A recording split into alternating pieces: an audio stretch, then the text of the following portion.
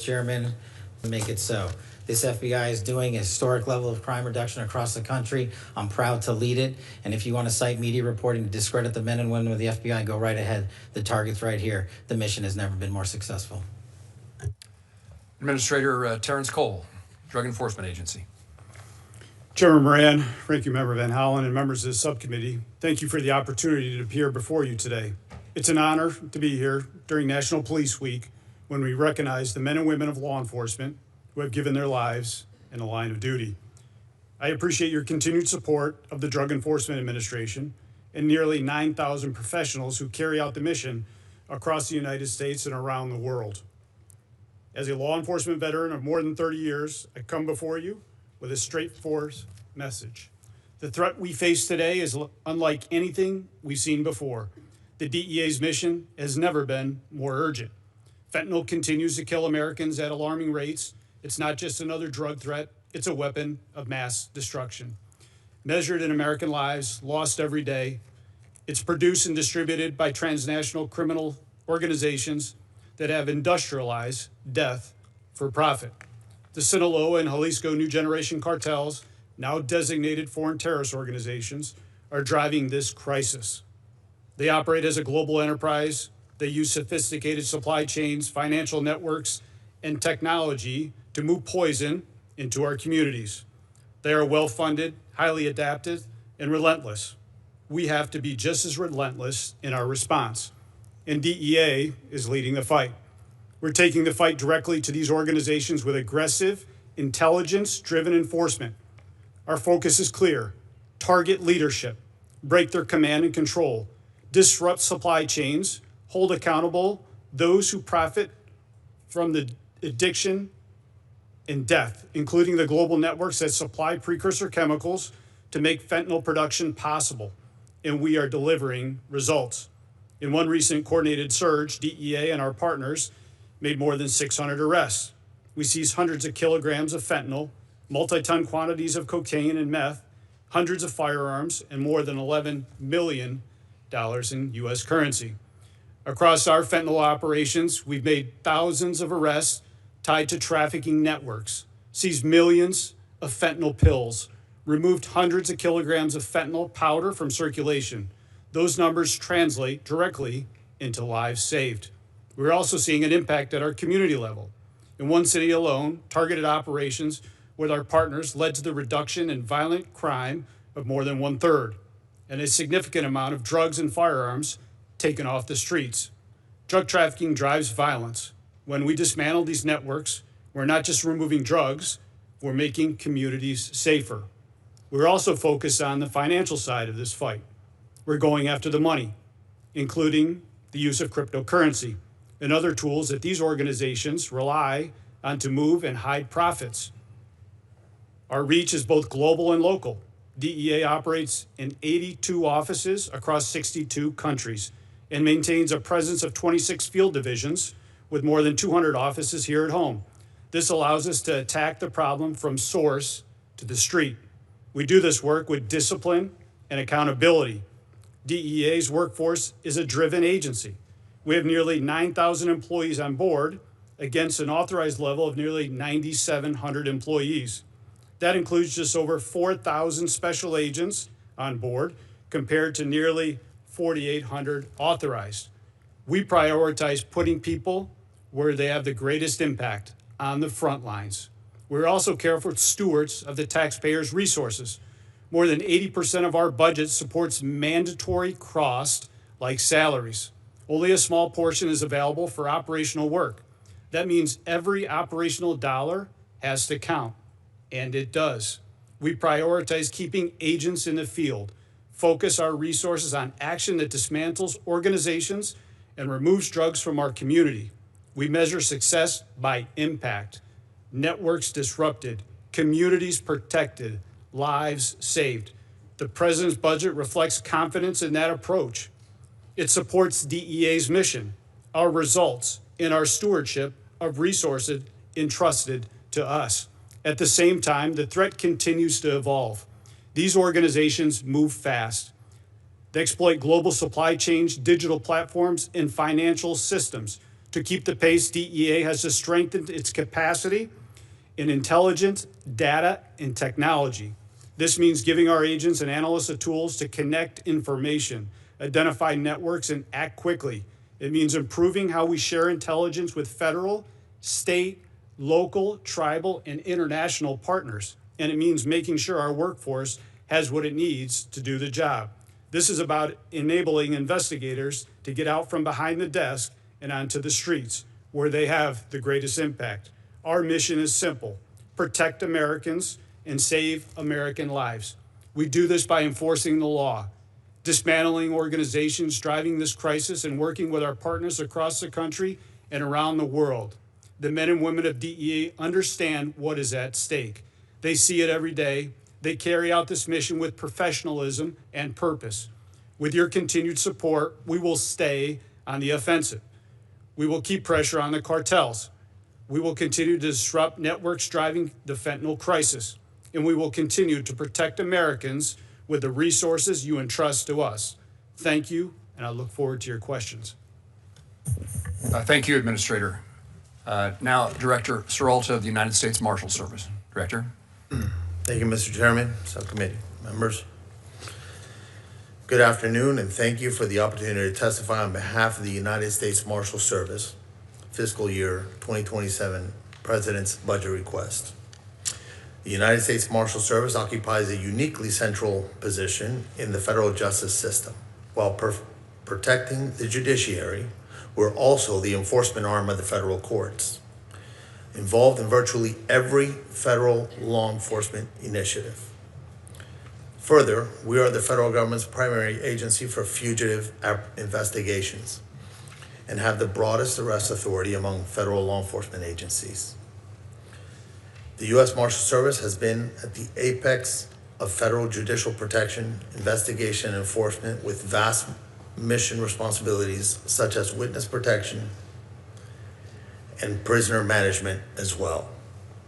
The United States Marshals Service is unique from all other agencies and has no control over the workload for our primary mission: protecting, defending, and enforcing the American justice system. For example, we cannot control the number of threats to our protectees and the subsequent required protection details. Prisoners that enter our custody cannot be controlled. How many federal witnesses we protect, or how many judicial proceedings are held each year. We're excited to work with you in advancing the United States Marshals Service forward in fiscal year 2027. This will require increases in personal equipment for critical safety needs. Our total budget request for nearly $5.2 billion includes, God bless you, $2.2 billion for salaries and expenses, $15 million for construction, and $3 billion for federal prisoner detention. Our workforce is one of the smallest in the federal law enforcement, at about 3,800 deputy U.S. Marshals. However, in fiscal year 2025, we arrested over 73,000 fugitives, conducted over 308,000 prisoner movements, housed over 55,000 prisoners, managed 37,000 assets worth $10.4 billion, provided security details for 18 protectees, in addition to securing the residences of the U.S. Supreme Court justices. Our continued success depends on our ability to provide the appropriate funding and personnel to support our missions. The fiscal year 2027 President's budget request maintains and advances funding for core activities. The U.S. Marshals Service requests program increases of $478 million for salaries and expenses appropriation to support the addition of 918 positions, of which 645 positions are for much needed Deputy United States Marshals. The budget request increases funding for judicial security and protective operations, establishes a protective equipment program, provides permanent resources for safe task forces, expands immigration enforcement, right sizes fugitive task forces, and institutes a cyclical replacement of vehicles. One highlight of the U.S. Marshal Service budget request is one that is always at the forefront of my heart and this committee's concern, and that's the safety and security of our law enforcement officers. This morning, at the Marshal Service headquarters, we honored our fallen as part of our National Police Week ceremonies, recognizing officers who have lost their lives in the line of duty. We read the names of more than 300 of them. It is imperative that we provide the best equipment and training to aid in protecting our deputies while accomplishing our operational missions safely and successfully.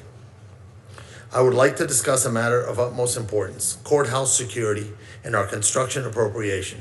Unfortunately, the backlog of renovation projects to fix critical facility and security deficiency currently exceeds $484 million.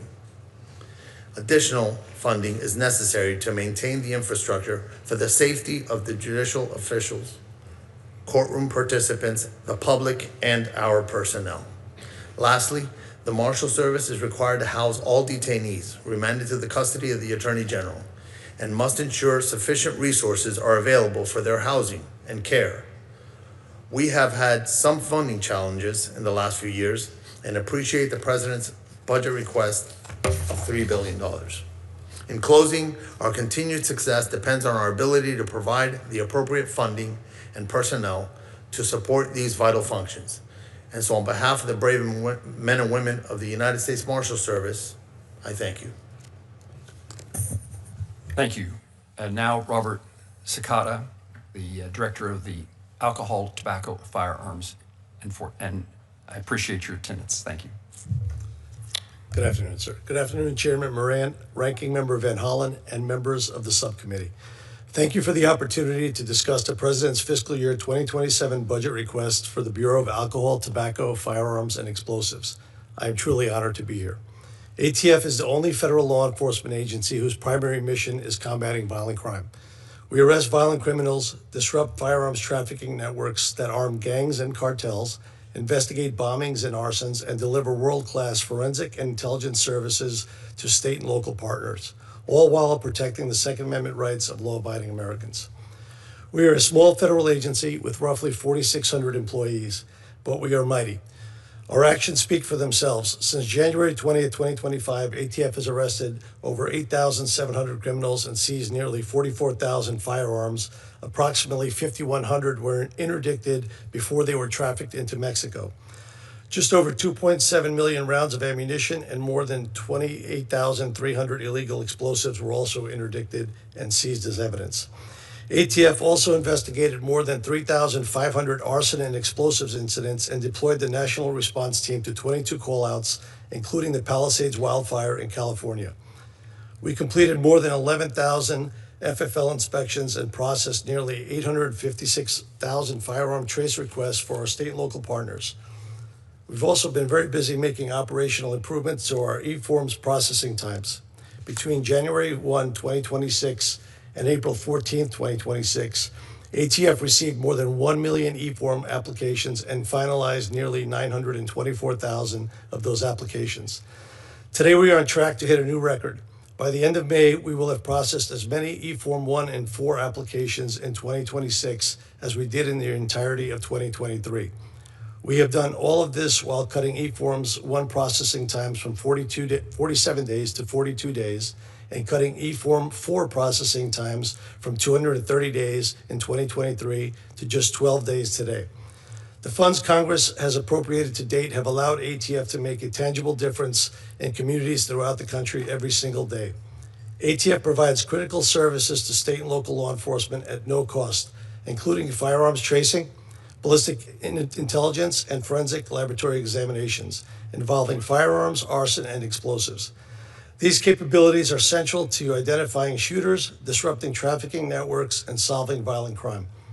ATF is grateful for this funding and has achieved a tremendous result, but without adequate investments by Congress, these results are not further sustainable. That is what makes the President's FY27 budget request for ATF so important. It totals $1.652 billion for salaries and expenses with 4,749 full-time equivalents. It is what ATF requires to sustain our mission. Notably, the administration's budget includes 2 program enhancements, $7.8 million for NIBIN and $25.8 million for combating gun violence. The NIBIN enhancement will enable ATF to replace aging ballistics imaging equipment and expand correlation services to additional sites. This would ensure timely investigative lead generation, allowing law enforcement to identify and apprehend violent offenders more effectively. The combating gun violence enhancement will enable ATF to add 86 positions, including 60 special agents, to support the expansion of firearms trafficking task forces along the southwest border and increase ATF's ability to identify, disrupt, and dismantle cross-border smuggling operations.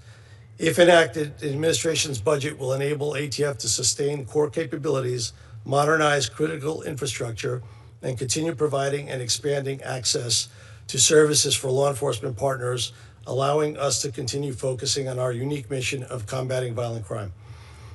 The Senate has been a staunch supporter of ATF's mission. I'm deeply grateful for that. I look forward to continuing to work together. I thank you all again. I look forward to your questions. Director Cekada, thank you very much. We'll now begin with a round of questions, and I'll begin with you, Administrator Cole. I just returned from a visit to China, where in conversations with Chinese leaders, we again push the issue of precursor chemicals and their import to Mexico and ultimately the drugs to the United States. I've also been to Mexico and met with the leadership there to encourage them to discourage China from continuing to import those precursors. What's the DEA? What are you doing as the administrator to engage those foreign partners in China as well as other places, India, for example, to break down this supply chain? Senator, thank you. And DEA is laser focused on targeting and disrupting the supply chain out of China as well as in India. We've held 2 bilaterals this year with Chinese officials, one at DEA headquarters and the other one at our Rocky Mountain Field Division. We continue to work on the ground in Beijing, China with NCB, the National Control Board in China, as well as MPS, the Ministry of Public Safety. We continue to stay engaged. We continue to target the Chinese organizations that are sending this precursor chemicals into Mexico for the manufacturing of fentanyl to come across our border. We will continue to stay on our front foot. We will continue to target. We will continue to work with U.S. Ambassador David Perdue on the ground in China, who's been a tremendous advocate on the ground, not only for all federal law enforcement, but for protecting American citizens in our country from this danger of the precursor chemicals that continue to flow into Mexico and into Colombia. Administrator, how do you evaluate the interest, the willingness of the Chinese officials and other foreign countries, their leadership in actually assisting in keeping the precursors out? And at the ground level, we're working extremely well. I think there are still barriers that are in place. I know the president's visit this week will be fruitful as we continue to stay on the offense when it comes to protecting Americans to this precursor chemicals that continue to flow into Mexico and China. The Mexican authorities have stepped up their game with bilateral cooperation. I think everybody at this table has seen an increase in the cooperation with Mexico, but we need more. We can only determine the effect when we start to see the decrease in Americans that are dying at the hands of this poison that is coming out of Mexico, but is being fueled by China and India. Thank you for your efforts, and I look forward to results. Director Serralta, you are the second U.S. Marshal I ever met in a visit to Florida when you were in the District of Florida, and I appreciate the hospitality you extended to me, 3 years ago or so, as I tried to learn about the Marshal Service in this capacity I hold on this committee. You mentioned infrastructure at courthouses. I've taken an interest over the years in the Commerce, Justice, Science Subcommittee working to provide additional resources for judiciary security. And that has included security operations, courthouse security, protective details, and threat response capabilities. We've also worked to provide legislation so that information can be removed from websites regarding members of the judiciary and their families. You mentioned another aspect of this in your testimony, and that's about infrastructure. I leaned back to my staff to ask if this subcommittee has jurisdiction over infrastructure at courthouses, which I didn't necessarily think we did, but we do because it comes out of your budget. So I wanted to give you the chance to highlight, for me at least, what's the current circumstances that our judges and court officials face in regard to threats? And if you want to re-highlight for us the things that we might do to be helpful to make their persons more secure. Thank you, Senator Moran. It was a pleasure to have you in Florida. I hope to do that again sometime. You did that never knowing that you were going to be the director of the U.S. Marshals. I did not Service, know I that. assume. Correct. So our judicial security protective operations is due to with the president's budget to have an increase of $34.6 million. And that's going to strengthen and expand the protective operations mission by adding more dedicated teams and allow the USMS to surge resources when threats necessitate enhanced judicial security. But you bring about the question about the construction backlog, which I mentioned in my opening. The construction backlog is $484 million, and that includes $30 million of it for prisoner elevators. So anytime we have to take a prisoner through a different elevator or up the steps, we risk the prisoner injuring himself or someone being injured by having the prisoner walking in unsecure locations. So it is a serious concern. It is something that I believe goes to the judicial security as a whole. The Marshal Service mitigates and we triage what areas we work with first with the input of the judiciary. You would take just one more minute before I turn to Senator Van Hollen. What threats, what's the significance of the threats members of the judiciary and their court officers face today? Is it changing? So for the last several years, there's been an increase in threats. Any threat that is a viable threat to a judge, to us, is serious business. It's something that we will investigate and arrest individuals and seek prosecution on. So there has been an increase in threats. It's been over the past several years, and it's fueled primarily by social media, where folks can be brave on the internet, yet when we go meet up with them, they're not so brave. Thank you. Senator Van Hollen. Thank you. Director Cekada, you hold a position of public trust. You agree that you should lead by example and be held to at least the same standard of conduct as you expect of ATF agents. Yes, sir.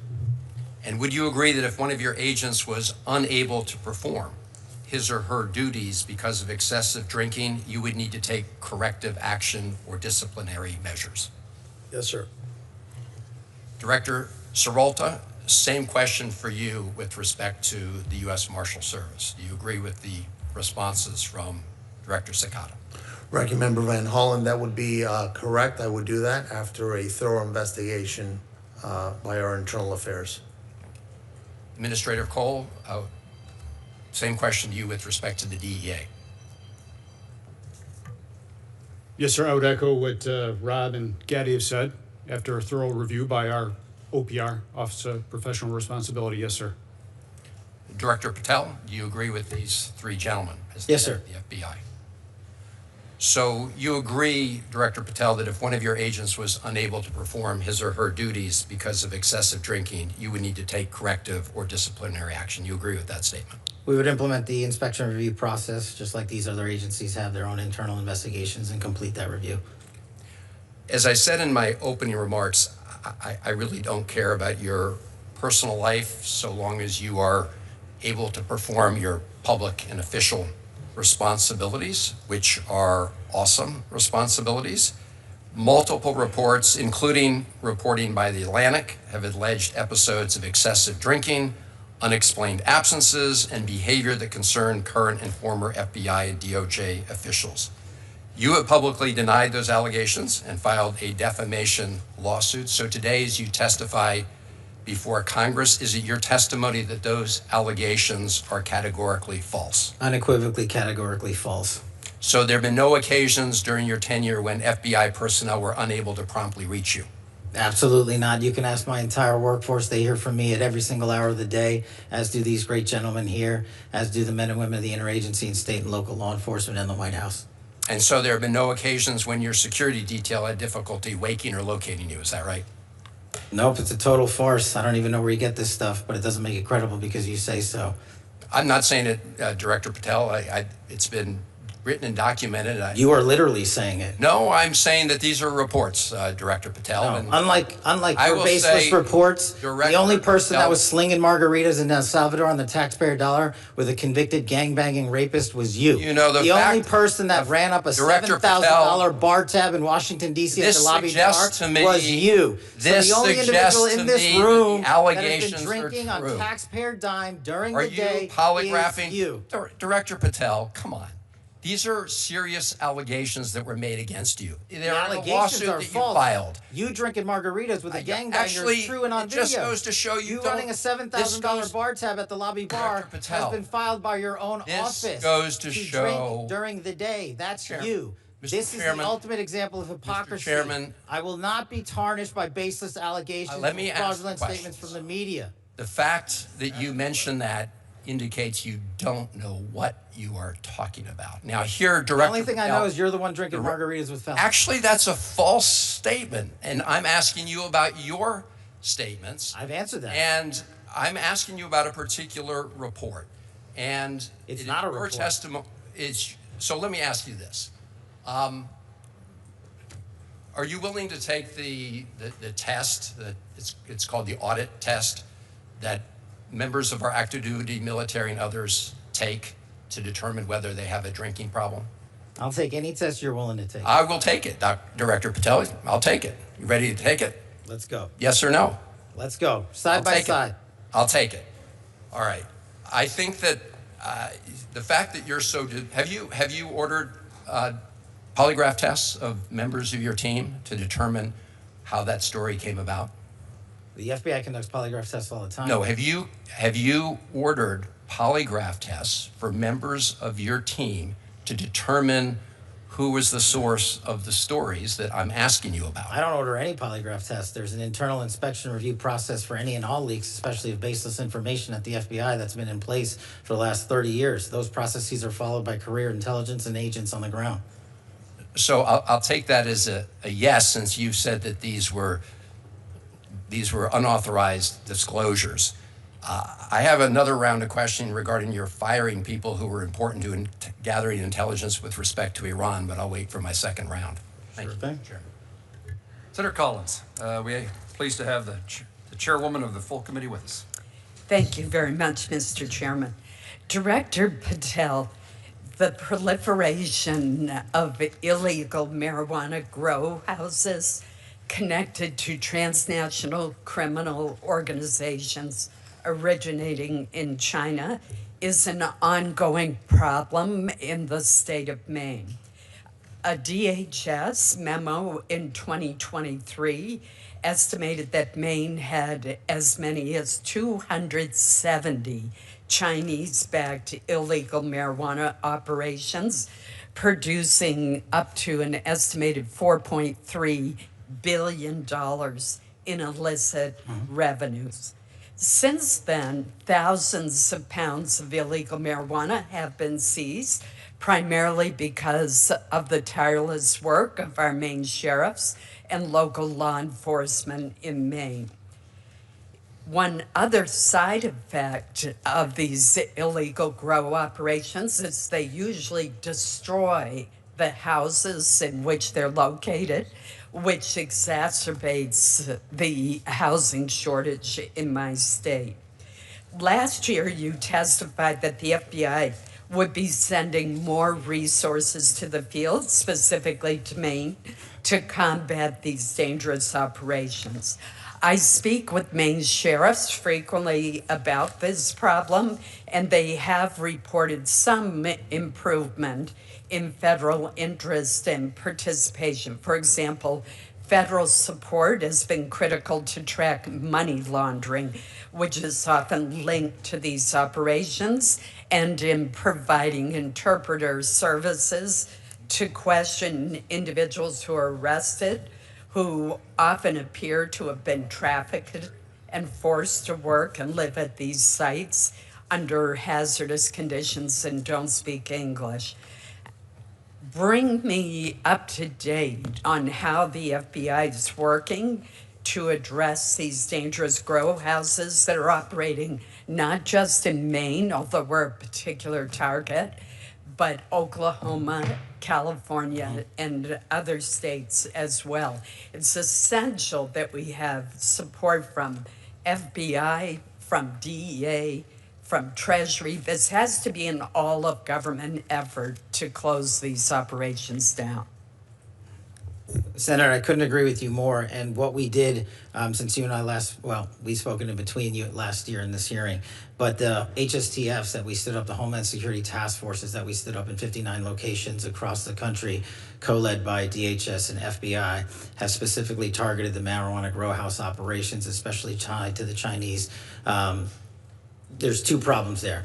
The Chinese nationals that are doing most of the criminal activity related to grow houses have either severed ties or covered their tracks very well, and has led us to be unable to determine their direct connectivity. I'm not saying it doesn't exist, back to mainland China. That's kind of their MO on how they do, whether it's grow houses or any other criminal activity. So what we're doing with the HSTFs is reverse engineering those programs, taking down the grow houses, whether they're in Maine or Oklahoma, and tracing their banking records and their financial statements to see what we can do with the sanctions program overseas and shut down the financiers of these operations. Do we know where the money is going to? Some law enforcement officers in Maine believe it's tied to the fentanyl trade. Yes, ma'am. I believe, as these gentlemen will tell you, the money always goes back into the drug trafficking trade, into the drug traffickers' pockets.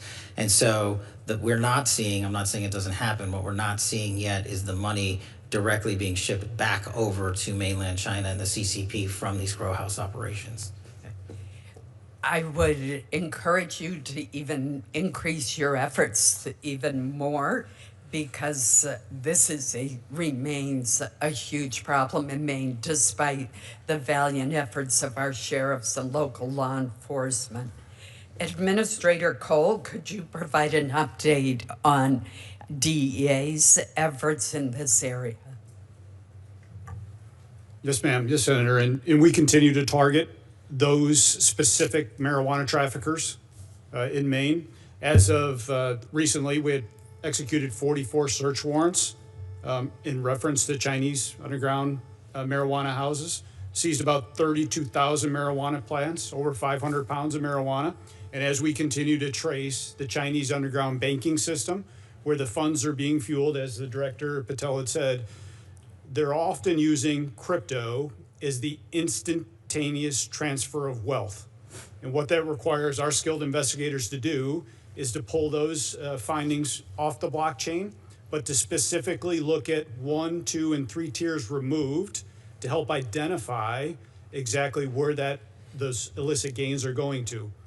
We continue to stay on the offensive. Recently, with our Bangor main office, we've identified up to 250 potential locations where this is occurring. So this is ongoing cooperation with our state, local, tribal partners and our federal partners, not only through our efforts, but the efforts of the Homeland Security Task Force that has come together. We will stay on the front foot. We will continue to target and investigate and bring them to justice. Unfortunately, they are embedded, which requires long-term, complex conspiracy work to continue to eradicate not only the poison of the narcotics, but the environmental dangers that they bring to these grow houses. So we will continue. We will keep you posted, Senator. My team is happy to follow up with your team to give you progress and update reports. Thank you. What I have found is a lot of time constituents who live near these houses know what's going on.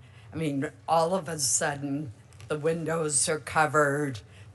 They see people going in and out at odd hours. They can smell, in some cases, the marijuana. These are not the licensed operations that are legal in Maine. These individuals are not following any of the rules, and they are operating illegally and causing tremendous harm.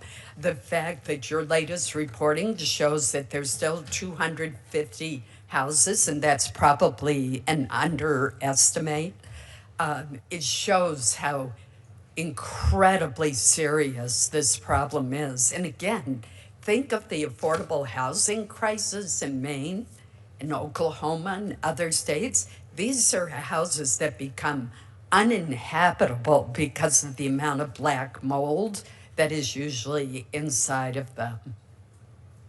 So I hope you will continue the task force effort, because this really requires an all-of-government approach. Thank you. Thank you, Mr. Chairman. Thank you, Senator Collins. Senator Shaheen. Thank you, Mr. Chairman, and thank you to each of our witnesses for being here today. Director Cole, I'd like to begin with you. And I'm very pleased that the New England Drug Lab, which is located in Londonderry, New Hampshire, has now opened, not officially, but soon. And it's soon going to start processing samples. But I am concerned about the staff capacity for that lab. And I understand it's going to take about 50 full-time personnel once it's fully staffed. And it's the 8th regional DEA lab. So can you tell me how many positions the DEA needs to fully staff all of its labs, and whether you have requested money in the budget to do that? Senator, thank you for your support of the DEA lab and the funding to go along with it. We are happy to report on time and within budget. Right. Two things you often don't hear in government, but on time and within budget. We are looking forward to being the subject matter experts in building that capacity there. Chemists, fully on board. We are ready to go. We are currently hiring the fingerprint specialists that are going to be required, but we're committed to have that lab fully staffed to service the men and women of local, state, and tribal law enforcement as they continue to identify new synthetic strands of opioids that continue to arrive in the United States from Mexico that are being fueled by China. It's important to realize that as we continue to identify these strands and push out these PSAs, we have a recent PSA, public service announcement, that went out last week regarding 3 more strands of synthetic opioids. This Yes, lab is... we're seeing that in New Hampshire, and we're very concerned about it. But, so you're comfortable that the money that you've requested in the budget would fully staff not just our lab in New England, but all of the other 7 labs? Yeah, so the great thing about DEA with the chemists, they are the highly fully staffed core series at DEA at almost 97%. We have a class in session right now of 17 more chemists coming on board. So I'm very confident that we are going to be staffing levels at 98, 99% Right. within the next few months. Yes, ma'am. Well, thank you. That's very good news for us, and the New Hampshire delegation is interested in being helpful in any way we can. Director Serralta, I know that you said that at the Marshal Service you can't really control much of the work that you have to do, that you have to handle whatever comes your way, but you can control what you request in your budget. And I noticed that your budget request increased funding of more than $152 million for immigration-related activities, but only, I think you said, $34 million to increase judicial security. And I am concerned that, given the increase in criminal activity against our federal judges, that, as you point out, the threats to them are problematic. So can you talk about why the dramatic increase in immigration funding, but only, about a quarter of that to handle judicial security, when that's a major aspect of the work that you all do? Thank you, Senator Shaheen. I appreciate that question. So our immigration ask for 152 million expands the USMS's participation in the Homeland Security task forces, whose mission is to disrupt transnational criminal organizations. It also provides funding to support the USMS's increased workload in our traditional missions. So the efforts of our immigration work as a nation are going to add to the cost of the Marshal Service's processes. I understand, but we've just passed billions of dollars for immigration activities and no additional funding in the Republican-passed reconciliation bills to address judicial security. And given, as you point out, the threats to judges across this country, don't you think it might be better to rely on the billions that are in those bills to address immigration and refocus those dollars for the Marshal Service on judicial security and courthouse security? Well, Senator, I can tell you the Marshal Service could use the money for the security situations with our backlog in construction. That is a big number. That's $484 million. Right, I understand that. So who made the determination that you were going to increase immigration funding by such a large amount? Well, in staffing the HSTFs, the president has given us money to be able to staff those HSTFs. So it is so that we don't take away from judicial security. That's why that number's higher. Our judicial security protective operations has gotten a $34 million, or the budget proposed a $34 million addition. No, I understand, but the 152 million I understood was also an addition. My time is out. Thank you, Mr. Chairman. Thank you, Senator. Senator Graham. Thank you. Mr. Cole, what would you say to anybody who wanted to abolish the DEA?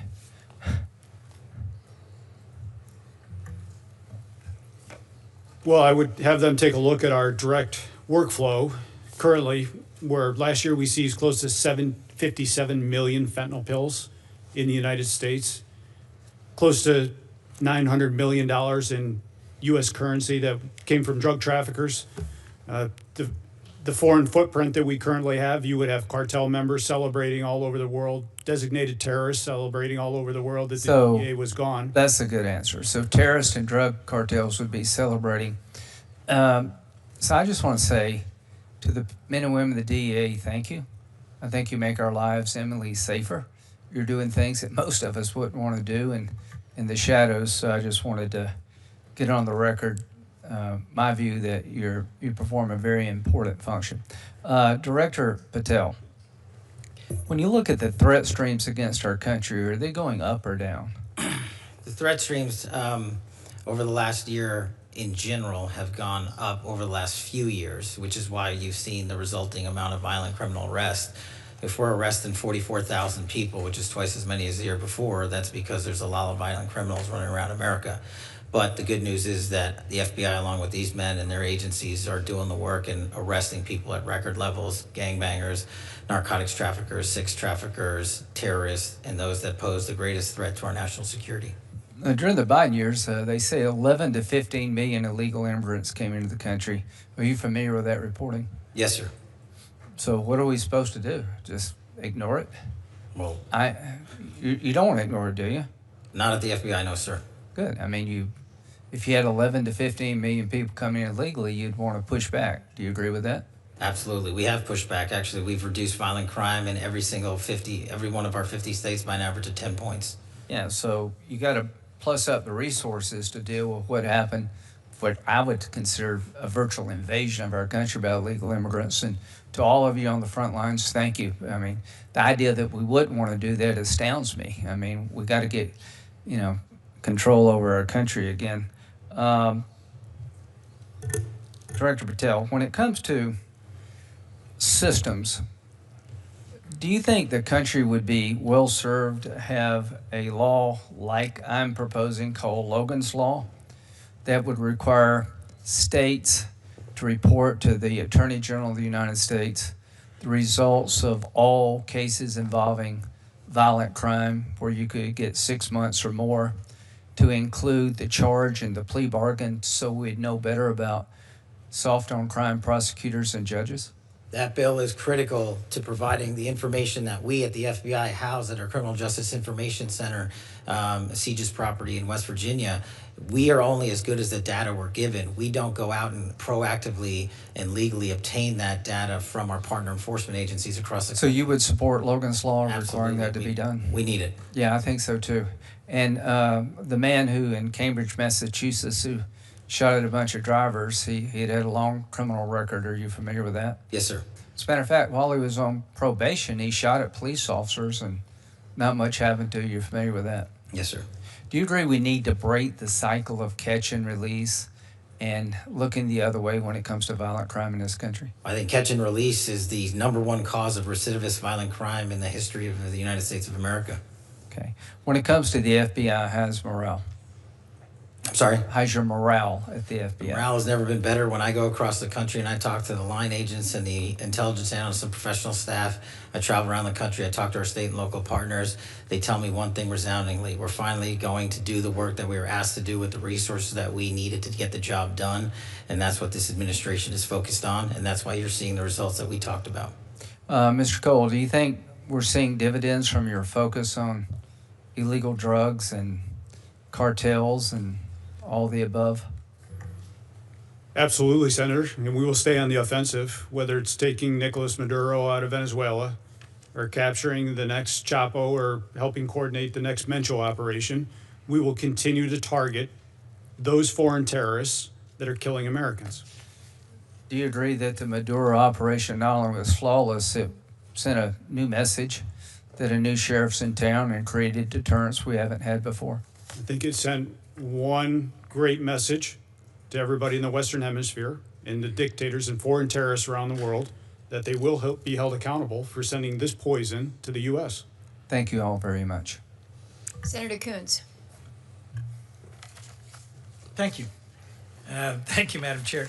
Thank you, Chair Moran, Ranking Member Van Hollen, Senator Murkowski, and I appreciate each of our witnesses for being here today. During National Police Week, I just wanted to express my particular appreciation for the men and women of each of your agencies. When I was county executive, I was responsible for the second largest law enforcement agency in our state, and our partnerships with Marshals, ATF, DEA, FBI, and many other elements of federal law enforcement were really critical to our investigations and working to advance security in my home community. In just the last few months, the Newcastle County Police have worked with the FBI to arrest a suspect who had both plans and weapons to carry out a mass shooting at the University of Delaware. Worked with DEA to investigate methamphetamine distributors. Worked with the Marshals Service to arrest a suspect with a warrant out for attempted murder. These are just a few brief examples. I have other topics to get to, but if each of you could just briefly tell me, what are your plans for strengthening your partnerships with local law enforcement, and what more do you need from Congress to execute on those plans? Director Patel. Thank you, Senator. One thing we always need more of is data from state and local. Anything we can do from a legislative perspective at the federal state level to get us that data so we can ingest the data and get it back out to our partners, that's critical. What we're doing to expand specifically at the FBI, for the first time ever, we stood up our LEPIC, our Law Enforcement Partner Engagement Council. So I didn't want to just hear from police officers from around the country by email and phone call. I embedded 10 officers and sheriffs and tribal officers permanently at the FBI because they're the best connected. And so for us, that's the best way forward, along with getting out into the field and making sure our field partners see and feel us and touch us and tell us what their problems are. Thank you, Director. Senator, more connectivity to our state, local, and tribal partners is the utmost importance at DEA. Due with the significant change in the landscape with synthetic opioids, with more methamphetamine pills coming in, more cocaine coming in, it's important that those state and local counterparts, the men and women that are on the front lines every single day, have the same intelligence and the same information that the DEA does.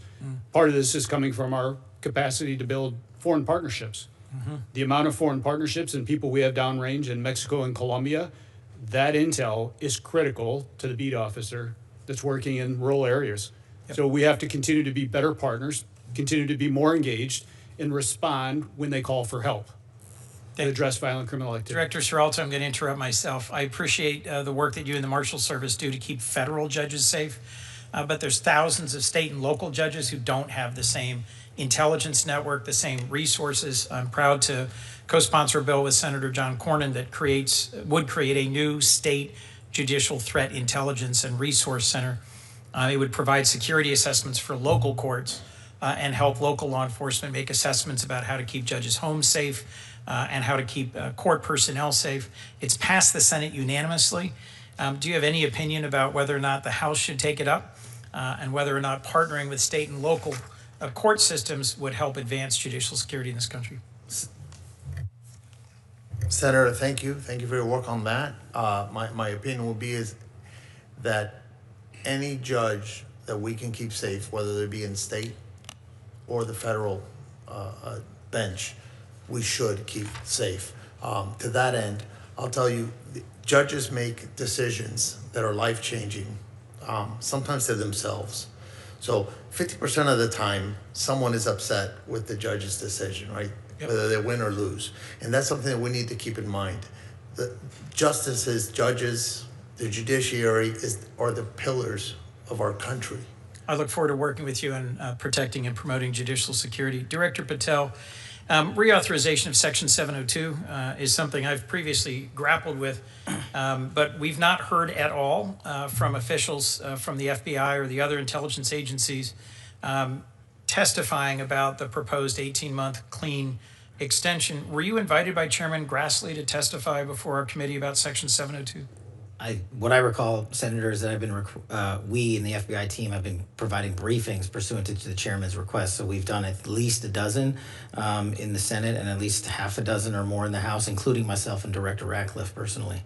Okay, I have not participated in or benefited from any of those briefings, and doing oversight on the reforms that were put in place and how closely they're being followed is critical to my concluding whether or not I'll vote for an extension. Director, I have to ask you one last question. You attended the Olympics in Milan. How much did your trip cost, and to what extent did that help you carry out your mission as director of the FBI? I greatly appreciate the question, Senator. As you know, the FBI and DHS are responsible for the security of the Olympics, the World Cup, the F1, the Super Bowl, and everything else. We had 250,000 Americans travel to Milan. We're proud that we stood up our jock there and had 0 major security incidents involving American citizens. And what we did was we purposely planned that trip around the Olympics because, as I mentioned in my opening, the top cyber criminal from the CCP was housed in Italian custody. While there, we were able to work an agreement, an arrangement to have that individual expelled from Italy instead of going back to China, like has so often happened in places like Serbia. Mm-hmm. And so we accomplished that mission, and we kept it quiet, and that individual was returned to America 2 weeks ago. I was concerned that just before we went to war with Iran, a whole group of FBI agents were terminated, about 10, who were reportedly analysts with expertise in handling Iranian counterterrorism, fluent in Farsi, long experienced. I know there's ongoing litigation, but have you replaced them? Was there a reason for their dismissal? Do we have the capabilities we need to protect the United States while there's an ongoing war in Iran? The public reporting as to the reasons for their dismissal I found deeply troubling. Well, as I've addressed earlier, I don't believe the public reporting is accurate. What we did do for the first time in FBI history is stand up the Iran Threats Mission Center that is housed inside the FBI with our Iran experts, including intelligence and analysts and agents, and we have seen a 47% increase in the arrest of Iranian spies. Do you disagree that there were 10 Iran specialists dismissed right before the war began? Yes. Senator Hagerty. Thank you, and I want to thank all of you here today to testify, and particularly I want to thank your staffs for what they do for our nation, and more importantly, I want to thank you from the people of Tennessee, specifically what you've done for the people of Memphis. Just very, very much appreciate your efforts. I'd like to talk to you all about how this administration is making Americans safer and how it's demonstrated its capacity through its transformative impact on crime in a great city, Memphis, Tennessee. Memphis boasts a rich cultural history, wonderful people, and community leaders that are dedicated to their city. It's a hub for major logistics and medical device manufacturing, and it's now also home to advanced technologies like XAI. But it's been troubled by serious violent crime. Director Patel, I remember in December of 2024, we had a conversation about how Memphis needed an all-hands approach to deal with this situation. And I asked you at that point, when you were contemplating coming in to run the FBI, if we could get help from the world's most sophisticated law enforcement agency to revitalize the city of Memphis. And you were overwhelmingly supportive of that, and I can't tell you how much I appreciate it. In fact, I was so honored to host you in the spring of 2025 in Tennessee as we let unfold the plan that would actually help rescue Memphis. And it later became the Memphis Safe Task Force, but it started out under the radar with the efforts that you put in place. And I thought I would just get you to expand for the benefit of this committee, the efforts of the task force, how it was ultimately supported and how it laid the blueprint for, again, becoming the Memphis Safe Task Force that we've seen today. Well, you're absolutely right, Senator. It was an interagency lift by the task force that's led by these gentlemen here on this committee, working relentlessly to safeguard not just Memphis, but places like Washington. But I thank you for highlighting the FBI's work. Before the task force was stood up, the FBI launched Operation Viper and Operation Summer Heat. And what we did is launch and deploy and surge assets across the state of Tennessee, but specifically in Memphis, to cripple the localized street gangs, the firearms capabilities, and drug trades that were just everywhere. And for those that don't know, I know you know it, Memphis had the highest per capita homicide rate in the country. And now we've reduced that by, I think, 54%. Yeah. So what we did was we set the ground. We set this phase 01 operations with the FBI on the ground.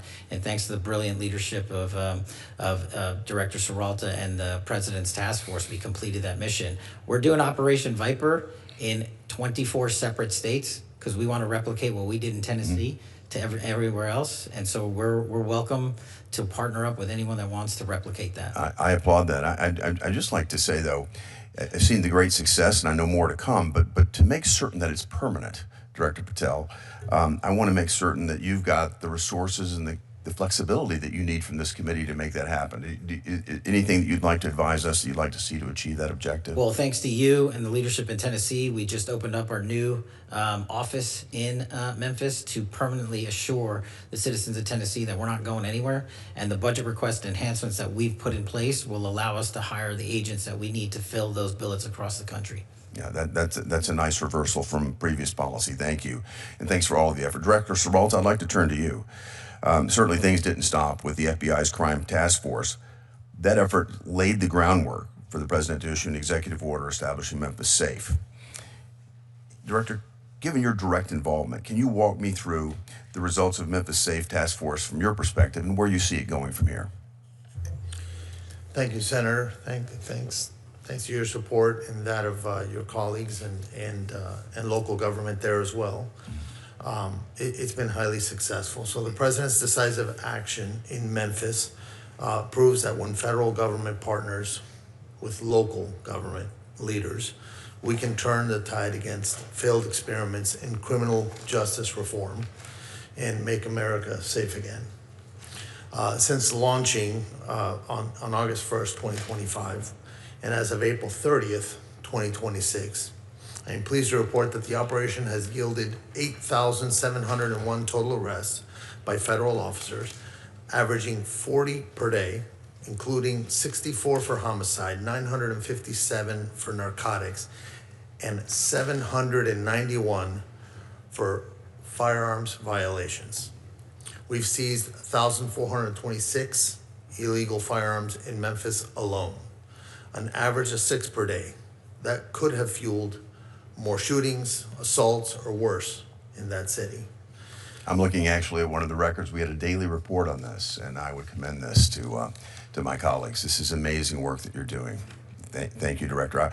I hate to cut you short, but I just would like to ask you one other question. It's a glaring example to me when you have cooperation from a state, from a city, what can happen, and the results that you just went through, dramatic improvement.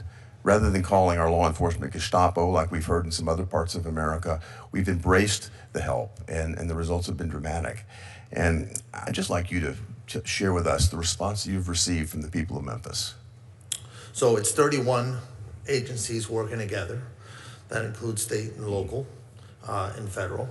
And the operation has had significant positive impact on the lives of the Memphis residents. The city residents and visitors are now visiting the downtown area, local businesses are rallying back.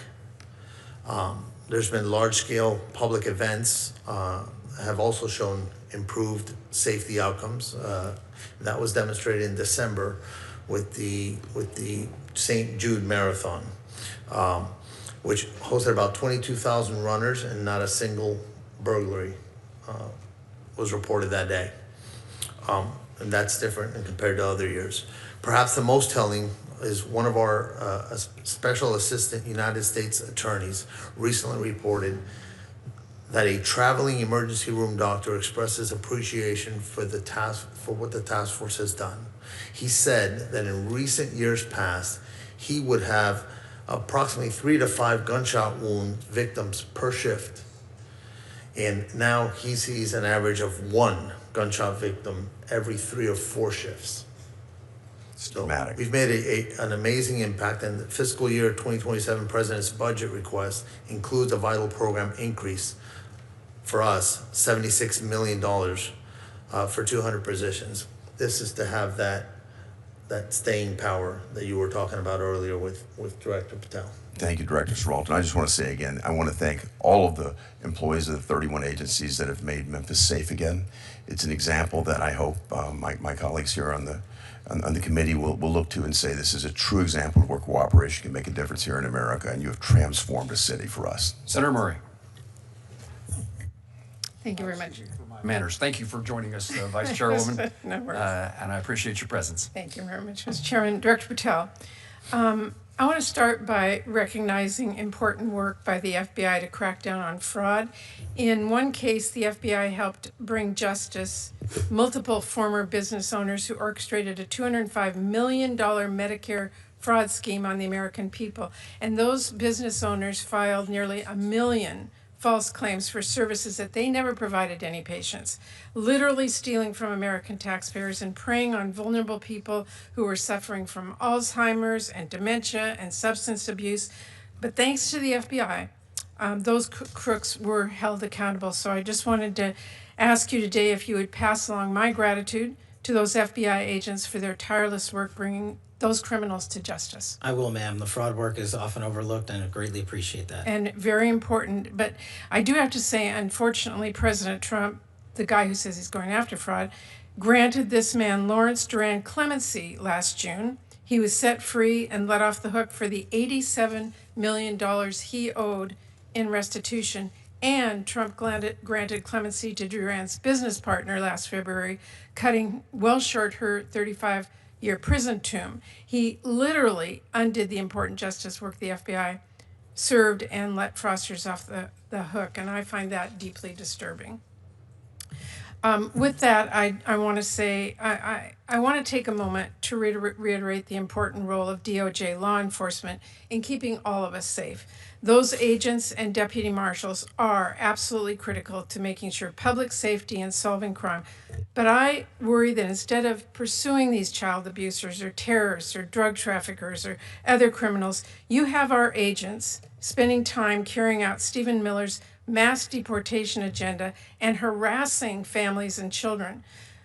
I want to ask you, Director Patel, how many FBI agents have been reassigned to work on immigration enforcement? No one at the FBI has been reassigned to work solely on immigration, ma'am.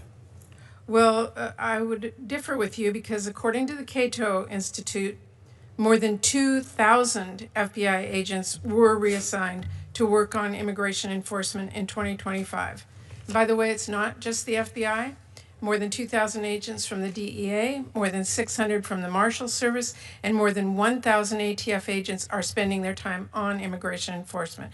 That has really pulled critical, highly trained assets off of work to keep our communities safe from drugs and guns and other threats, and I find that deeply disturbing. Now, Director Patel, I want to ask you about a number of extremely troubling stories recently about your leadership and temperament and what's happened to the FBI with you at the top. And in response to all the concerns about your leadership, instead of righting the ship, you've taken to polygraphing your employees to scare them and attempt to rat out leakers. There are reports that you're using FBI resources to investigate journalists for reporting what's going on. And that is absolutely not what this committee intended when we funded the Bureau. So can you commit to this committee today that no agent hours have been pulled from other work like counterterrorism or violent crime investigations to work on matters related to negative press about you or your personal lawsuit? Senator, I greatly appreciate the question, and I can tell you unequivocally, this FBI is targeting and investigating no journalists. This FBI is targeting no journalists. The Obama and Biden administrations targeted dozens of journalists, sent out 1,200 interviews. I didn't ask you about the Biden administration. I asked Well, if you can commit to this committee that no agent hours have been pulled from other work. We have not done so. Okay, well, there are reports that are using FBI resources to investigate journalists. You are saying to this committee today that that is not true. That's correct, ma'am. Okay, well, let me just say, Director Patel, we need a serious budget, but we also need serious leadership. And I will say this, there is one clear priority in Trump's overall budget, and it isn't law and order, it is war. Because while Trump is proposing cuts to programs that really do keep people safe, he wants to increase war spending by $500 billion. And I don't need to tell anyone here we are not going to bomb our way to safer communities. So I intend to help rip that budget up and write bills that keep families safe. But beyond that budget, we need serious leadership at the FBI that the American people can trust. And I am deeply concerned about the reports that your leadership has not been serious. We need somebody at this agency who's focused on solving criminal cases, not passing out branded bourbon or jetting around the globe. Your job is to be reachable. And I know Senator Van Hollen asked you about this, but I gotta say, if you wanna pass out liquor or pop bottles in a locker room, stick to podcasting, leave law and order to people who really do care about justice and appearances. That is really critical. And it's what I am really deeply concerned about, and so are many people. Thank you, Mr. Chairman. Can I respond? This is what real leadership looks like at the FBI. Every one of you was given it. This is what's happened under my tenure at the FBI and the Trump administration. 20-point drop in the homicide rate, 45,000 violent offenders arrested last year, twice as many as 2024, 2,450 criminal gangs disrupted, that's a 322% increase from 2024, 6,900 child victims have been located since I've been in the seat, that's a 144% increase, 2,900 child predators and human traffickers arrested, that's a 70% increase, and we've arrested 8 of the top 10 most wanted fugitives in the world in 14 months, that's twice as many in the 4 years combined.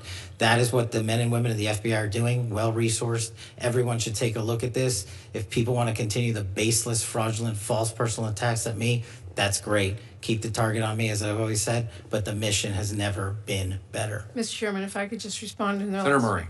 I appreciate the work of our FBI agents, but leadership, serious leadership, is a concern. And we are seeing the pictures of passing out branded bourbon and what happened at the Olympics, and jetting around the globe and all of the rest of it. And that, I will say again, Mr. Chairman, is of deep concern to me. Thank you, Mr. Chairman. Thank you. Senator Fisher. Thank you, Mr. Chairman, and thank you, gentlemen, for being here today. I'd like to begin with the agency that you lead, Director Patel. Over the past decade or so, the FBI has come under intense and justified scrutiny for perceived and actual misuse of agency personnel and resources for political objectives.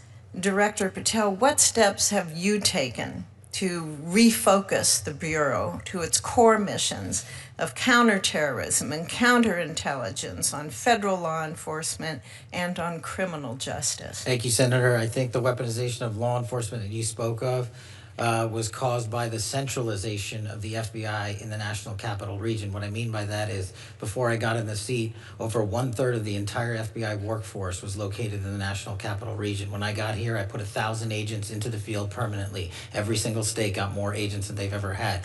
Behind that, I sent 300 intelligence analysts into the field permanently. Behind that, I sent 500 support staff and program managers into the field permanently. And that's only CONUS. We've also expanded our overseas footprint. So decentralizing the bureaucracy of Washington, removing the red tape in the bureaucracy, putting agents in the field in Nebraska and everywhere else is how we're getting the mission done. And no one at this FBI is allowed to politicize or weaponize law enforcement. If you do, you don't get to work there anymore. Thank you. We all know that our country faces mounting and increasingly complex threats to our homeland from foreign adversaries and domestic operatives who are acting on behalf of these malign foreign interests. These adversaries have seized on several recent global conflicts to try and undermine America's geopolitical interests by sowing fear and dissension here at home. The FBI is tasked with investigating foreign and domestic threats to the United States. Director, can you tell us, how is the Bureau coordinating with other federal, state, and local law enforcement agencies, other members of the intelligence community, and the military to monitor and mitigate threats to our homeland? What we've done specifically with the Homeland Security Task Force in 59 separate locations is bring in every single agency into one roof and centralize the collected intelligence that they all piece together with their state and local partners. That's critical to the mission set. We've also done things like stand up the C4, the Counter Coordination Fusion Cell in Southwest Arizona, specifically targeting the drug trade with embedded DOD on a DOD facility, on DOW facility. So we're leveraging all capabilities across the board. Our CI and CT work could not be stronger. We have 2,000 terrorism cases at the FBI. Our CI work has expanded, not gone down. As I've said, we've arrested 44% more espionage actors from China, Russia, and the DPRK and Iran alone. And we're doing that because the interagency, including the intel community, is finally providing us with ways to turn information and intel into evidence that we can use in a court of law. Thank you, Director, and please thank the members of the FBI Yes, for me as well. Administrator Cole, from the Chinese precursor chemicals to the cartel-facilitated cross-border smuggling efforts, the global supply chain undergirding that illicit drug trade has posed a serious challenge for federal law enforcement. And the DEA and other federal agencies have made outstanding progress in exposing and disrupting various aspects of this often opaque and disturbingly well-resourced network. Administrator, I was on a CODEL with the chairman of this subcommittee in China, and the precursors to fentanyl is something that we brought up to various officials in the Chinese government. Have you seen a change in the illicit drug trade in recent years, and especially with your time at the agencies? What are we seeing on the ground? At the ground level, the teams are working extremely well, not only in China under the ambassador's leadership, but as we continue to target the Mexican cartels, Sinaloa and CG&G, that receive the precursor chemicals. We need to make sure that we keep an eye on the northern border as well. We see more precursors coming into the Port of Vancouver, coming into Canada, and the Canadians, with the Mexican cartels in country, have started producing and manufacturing fentanyl in Canada. In the last 2 months, there's been significant seizures of fentanyl in Canada. Do they cross our country to get there? They How do arrive they at the arrive in there? Port of Vancouver. Okay. And then they transition through Canada to the different source locations for manufacturing production, and then it comes across our northern border. It's something that everybody at this table is worried about. We continue to keep the pressure on China, on India, continue to target the leadership in the cartels, but very conscious of what's going on the northern border as well. Thank you, and thank you all for the work that you do. Thank you, Mr. Chairman. Senator Reed. Thank you very much, Mr. Chairman. Director Cekada, you've been neglected. I can't let that go. First of all, let me thank you for your, I calculate, 20 years of service in the ATF. And prior to that, as a police officer in New York and Plainville, Florida? In Plantation, Florida. Plantation, close enough. Yeah. But I want to focus on those devices which transform a semi-automatic rifle into an automatic rifle.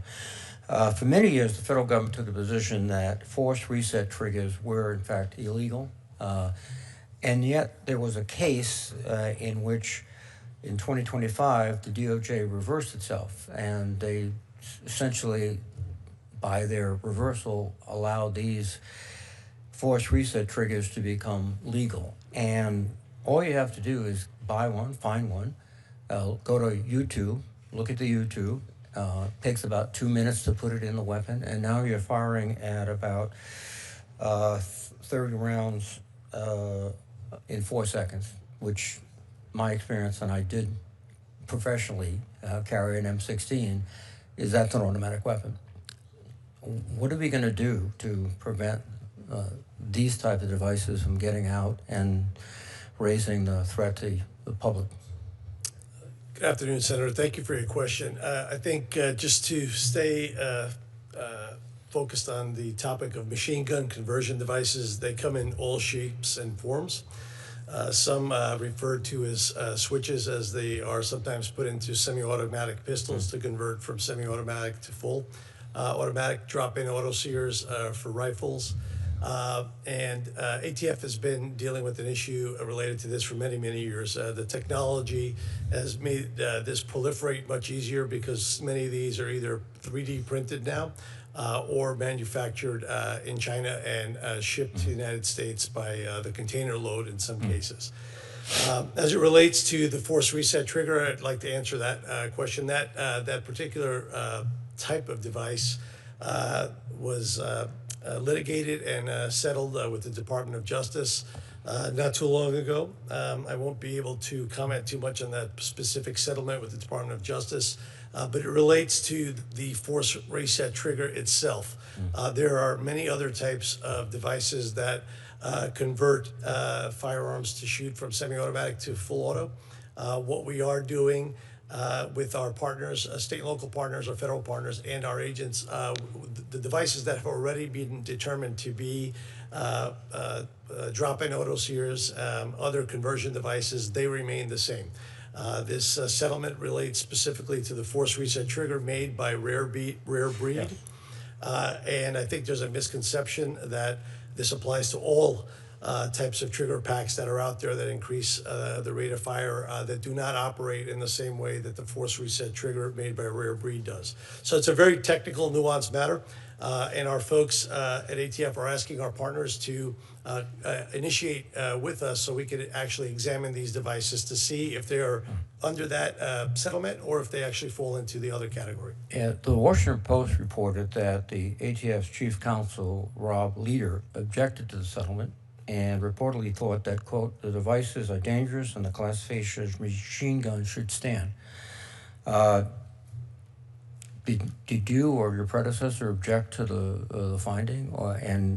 Is Mr. Leader's objection sound? He's an expert in the law of machine guns.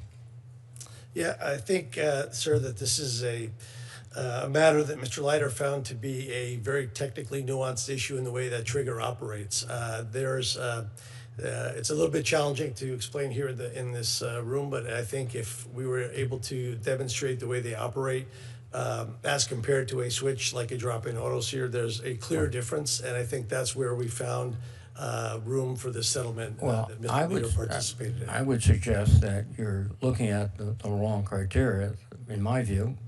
Based on, again, carrying an M16. It's the rate of fire. It's not the construction of the sear or it's a trigger effect. And when you have a rate of fire of 30 rounds in 4 seconds, that's an automatic weapon. And I think that's the way you should characterize your weapons. If you need congressional support, please call me. If I may, sir, I think I understand where you're coming from, and the rate of fire, unfortunately, is not what the statute defines the machine gun by. So. Well, we should change the statute. So, thank you very much. Senator Brett. Mr. Chairman, thank you so much. I want to thank all of our witnesses for being here today. Director Patel, I'd like to start with you. I want to just highlight some of the great work that the FBI has done in Alabama. So over the last year, we have seen the Bureau oversee the arrest of 1,187 criminals. We have seen you seize 31 kilograms of cocaine and over 3 grams of fentanyl. If you look over just the last 4 months alone, you have arrested 152 criminals, 15 of which have crimes related to human trafficking or crimes against children. And that includes a 2-week operation, Operation Southern Star in Montgomery, Alabama, which was an interagency operation where I believe you had 63 arrests, 52 guns recovered, and 40 drug seizures. As a resident of Montgomery and as someone who is raising her children there, I want to say thank you. On behalf of me, on behalf of all the moms and dads that are raising their family there, and on behalf of our community, we say thank you. And I know that this is not just Alabama where you're doing this across the country. It is why the FBI has overseen the largest dip in recorded murders in history. I just want to say thank you. And I think it is also why you have asked for a significant increase when it comes to actually returning to your mission of putting criminals behind bars. I completely support that request and just want you to kind of expand what that would do. Can you talk about how that increase would help you continue the good work that you're doing in Alabama, going after criminals, violent criminals, cartels, and others? And of course, across the country as well. Thank you, Senator. I will pass on your kind words to the workforce for sure. They're greatly appreciated. We're doing 2 things, as I discussed earlier. Decentralizing Washington, D.C. and putting human capital in the field. And in order to keep backfilling that human capital, we need more. So we need to take on the outdated onboarding pipeline program at Quantico. We've seen the BFTC, our Quantico graduation classes, increase since I've been in the spot, because it used to take over 14 months to get in, and we've shrunk that by over 4 months. We haven't lowered the standards. We just eliminated the wait time after a paperwork application was put in. But what we also need to do is work with our state and local folks in the field and provide them with the advanced training capabilities they need, specifically, for instance, the drone program capability. We launched the first ever of its kind for state and locals ever in the history of the U.S., a counter-UAS program down at the Redstone Arsenal in Huntsville, Alabama. We've graduated 65 state cops from that program. The wait list is long. Every single agency across the country wants their police officers there because they want them there for the World Cup, they want them there for sporting events, they want them there for counter-narcotics. So the enhancements we've requested specifically relate to Redstone Arsenal, our advanced training capabilities, including our cyber center, our TDAC school, and we're the only ones in the world that have a ballistic research facility that's housed at Redstone Arsenal. That's how we train the next generation of law enforcement officials, and we need more seats, more humans in the seats that we have. Wonderful. Well, I hope that we will continue to support that. I know the work that you're doing there is cutting edge, and it is also preparing us for what's to come. So thank you, and thank the men and women who work alongside you for making all of this happen. Director Cekada, I know that we discussed at your confirmation hearing the great work the ATF is doing to combat the flow of illicit Chinese vapes into our nation. And I also know Directors Serralta that the Marshals service was involved in some of the recent seizures that we saw as well. These unsafe products target kids in many instances, and I think we have got to put a stop to this. Can you discuss how you think that your budget request for these agencies is going to allow you to enhance your efforts in these space and get these off of our streets? Good afternoon, Senator. Thank you for your question. As you mentioned, Director Serralta, myself, Director Cole, Administrator Cole, and our partners at the FDA are working hand in hand to identify these wholesalers and retailers that are dealing in these illicit vapes. We are, I can speak for ATF, we are very short-staffed as far as our agents go, and our agents are primarily focused on the violent crime efforts that we're making around the country. Although we are greatly appreciative of the President's proposed budget for 2027, that budget maintains current services. It doesn't allow for expansion into other areas.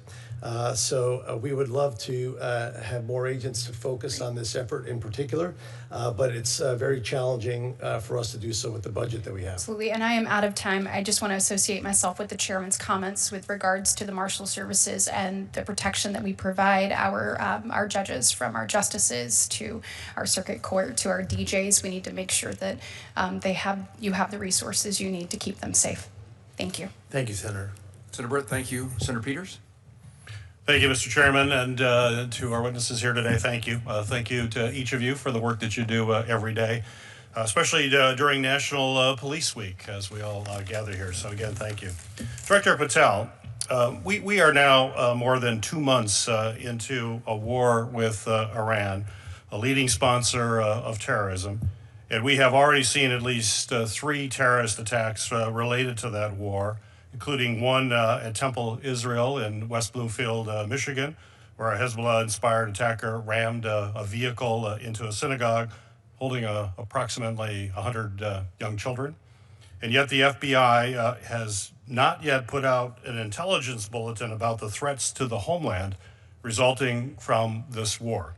Something that is, as I think you know, usually standard action in coordination with the National Counterterrorism Center and DHS, and is absolutely essential to ensuring that state, local, tribal, and territorial private sector partners are prepared for these threats that we are seeing and actual actions that we're seeing.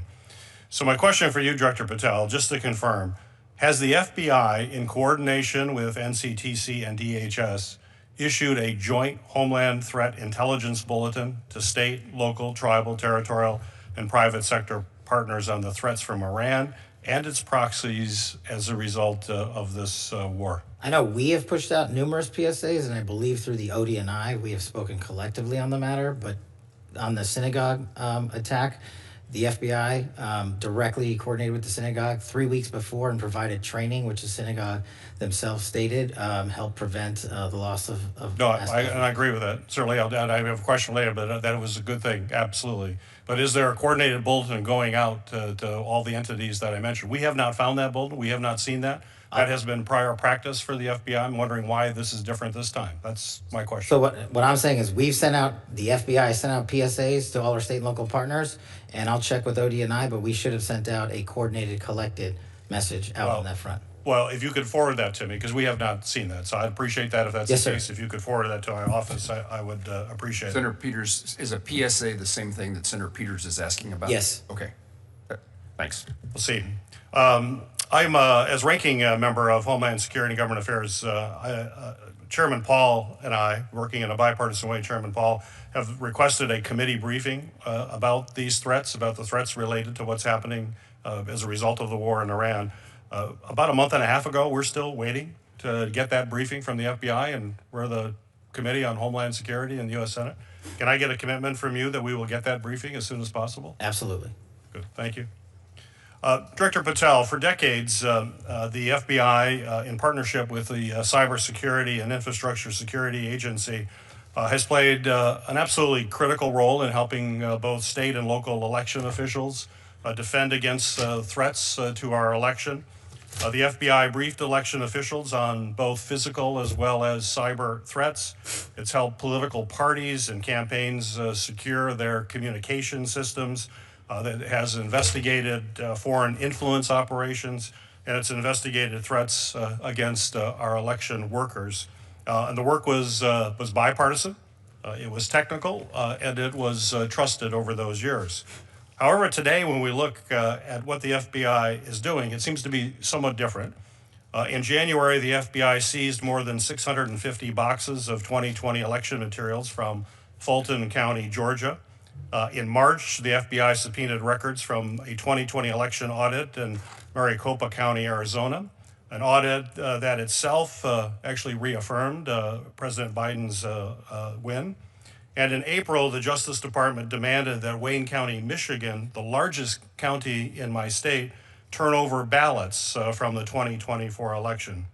So, Director Patel, my question is, why should state and local election officials trust the FBI to support them in actually keeping our elections free and fair when the FBI recently appears to be more focused on supporting baseless speculation and debunked conspiracy theories about both the 2020 and the 2024 election? Well, two things, Senator. Thank you. As to the execution of legal search processes, we went to federal and state magistrates, and like we do in any case, and received ruling of probable cause to advance any investigations we're working on. As to the overall security of the election, that is of primary importance with us, which is why we at the FBI and me have installed ECCs, election county coordinators, in every single 56 field office that I have. We've also stood up a national security, election security post at headquarters for the upcoming midterm elections. And so we are continuing to keep that a priority and collect information as it comes in from overseas and also around the country. Well, that was my follow-up question there. I mean, but you know, what we've been seeing, some of these actions here are ones that are related to these debunked theories. But our officials want to know what is going to happen going forward. They're going to want to ensure that state and local elections are indeed going to be free and fair, and folks are being protected by the FBI. You mentioned a couple of initiatives. What is the main message that you want to tell right now to election officials all across the United States, that the FBI is actually going to be their partner to ensure, as we have seen in the past, free and fair elections that have occurred every single election in the United States in recent history, that it's also going to happen again this year? That's why we've prioritized and stood up these ECCs. That's why we've prioritized and stood up these national coordination centers. And that's why we're hand in glove embedded with CISA and DHS to ensure the integrity of this upcoming election. We have prioritized that. We have flexed more resources to that, including the personnel I've shifted out to the field. So they're not just at headquarters, are working on election security and election integrity around the country. Well, as you come before the Committee on Homeland Security, which I appreciate your commitment to have that briefing, we're going to want to do a deeper dive into that, and I would hope you'd be prepared to do it at that time, and you could commit to doing that. Thank you, Senator. Thank you. Thank you, Mr. Chairman.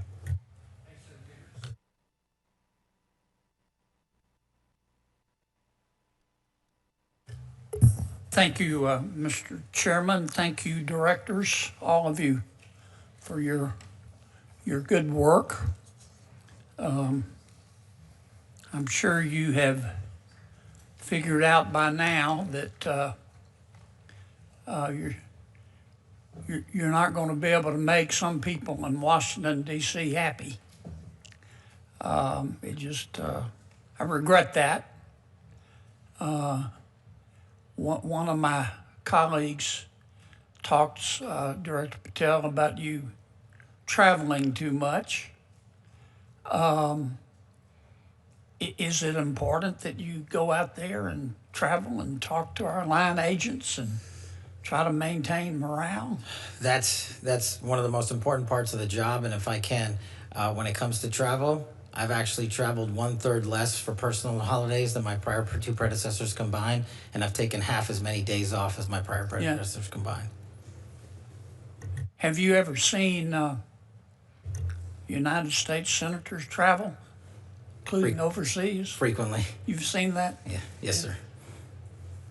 I want to ask you and Director Cole.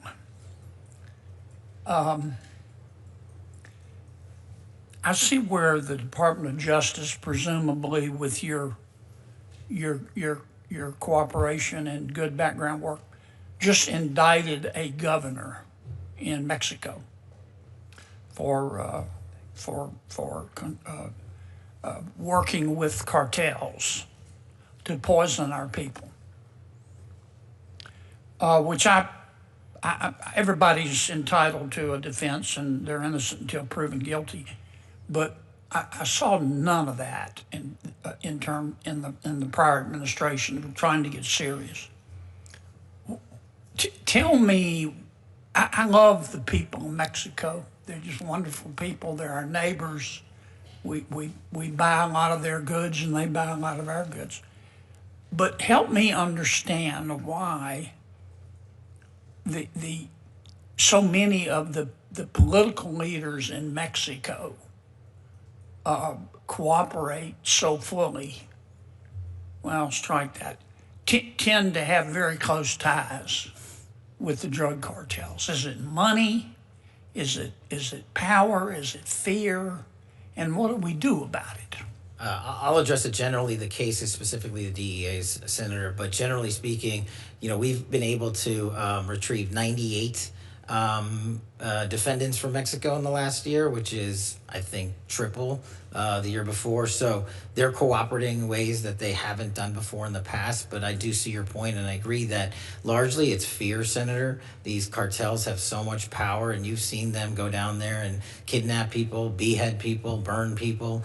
And I think it's a combination of the fear and a little bit of the corruption because of the influence they have with the amount of money they make from the narco trafficking trade, which is why we're prioritizing bringing it down. Mr. Director. Senator, it's good to see you again. And, Good to see you, and I sir. testified during my confirmation hearing Yes, sir. regarding the arrest of Garcia Luna, who was Yes, sir. who was in charge of the federal police in Mexico. Mm-hmm. And after a career special agent, I had the opportunity to work in Colombia, Afghanistan, and end my career in Mexico. There's no doubt that the narco traffickers and high-ranking government officials in Mexico have been in bed for years. Mm-hmm. But for all of a sudden, we're paying attention to it. Mm-hmm. We have a president who fully supports America first, Americans first. They are just as much responsible for the death and destruction of record amounts of Americans by cooperating, by conspiring, by helping, producing this poison to come across the border and come into our country. And Senator, I can assure you, this is just the start of about what's to come in Mexico. Good. I think it's important, and I don't want to paint with too broad of a brush, but I think it's important that we keep the pressure on.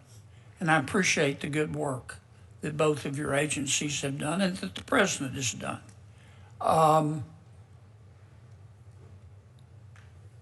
Because when the current president didn't do this, but when a prior president of Mexico runs on a platform of hugs, not bullets, with respect to the cartels, that sort of speaks volumes about what they're willing to tolerate. Can I ask one question, Mr. Chairman of Director Patel?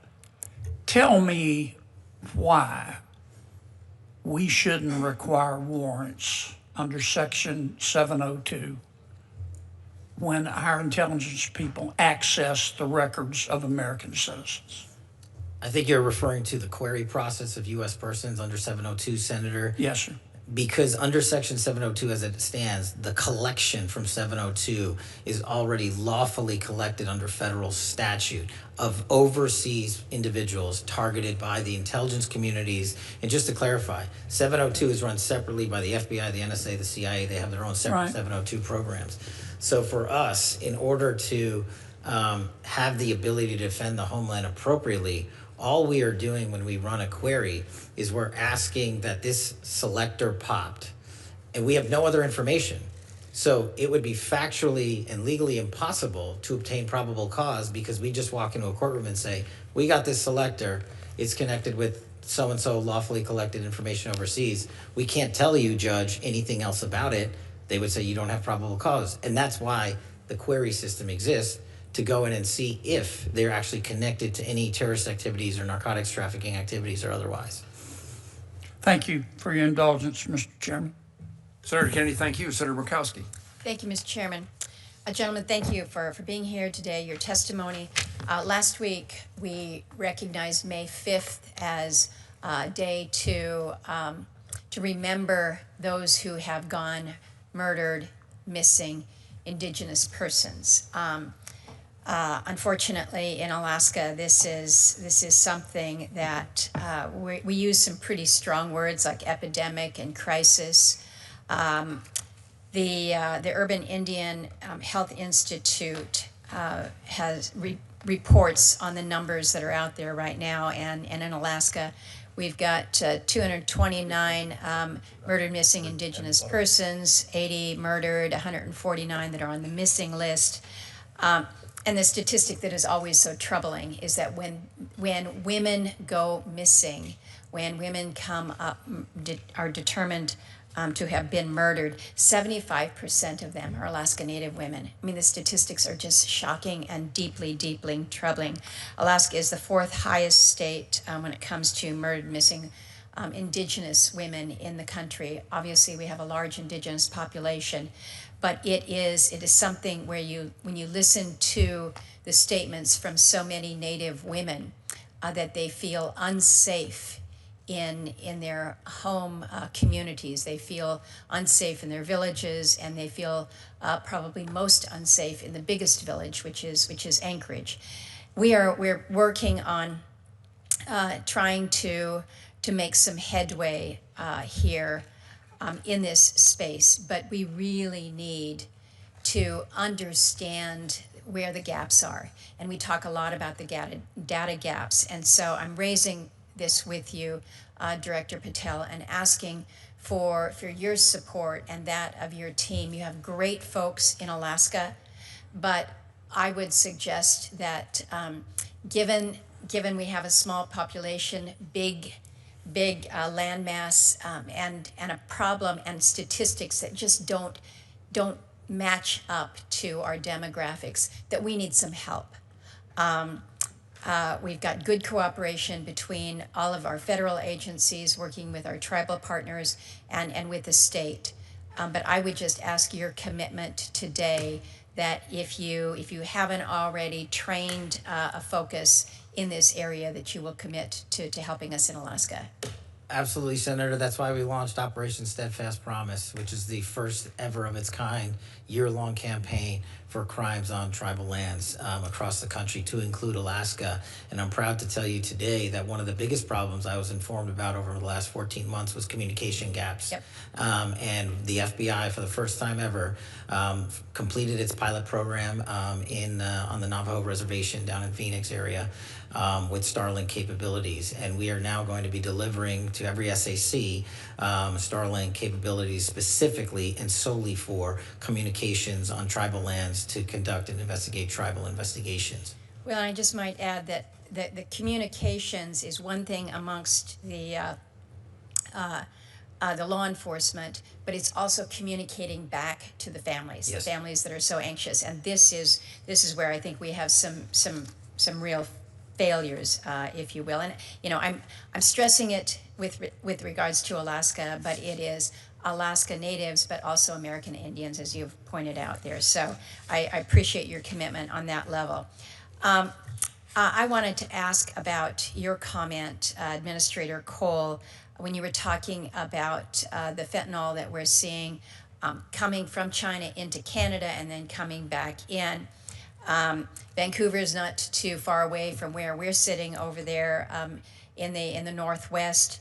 I want to just confirm that as we are focusing on intercepts at the southern border, we're not taking our eye off the ball when it comes to the northern border. And this is to you, Administrator Cole, when it comes to the drugs, but also to you, Director Patel, in terms of the terrorist threats that we may see, who may be looking to the northern border as perhaps being more porous, certainly longer in my state. So if the two of you can speak to that.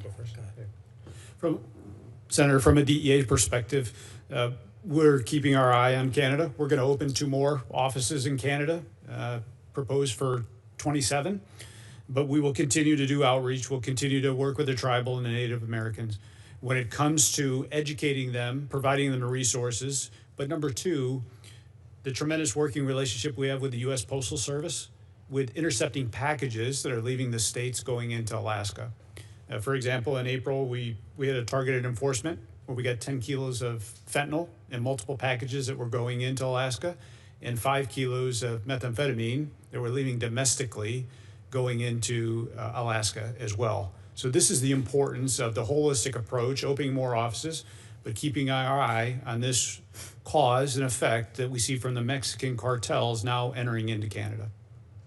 Thank you. Director? Yes, Senator. What we've done specifically on the northern border front is launch and stand up the first of its kind Homeland Security Task Force in Alaska, which allows us to take a lot of the funding and resources that we have access to and put more agents and intel folks, not just from the FBI, but from the other agencies across the board.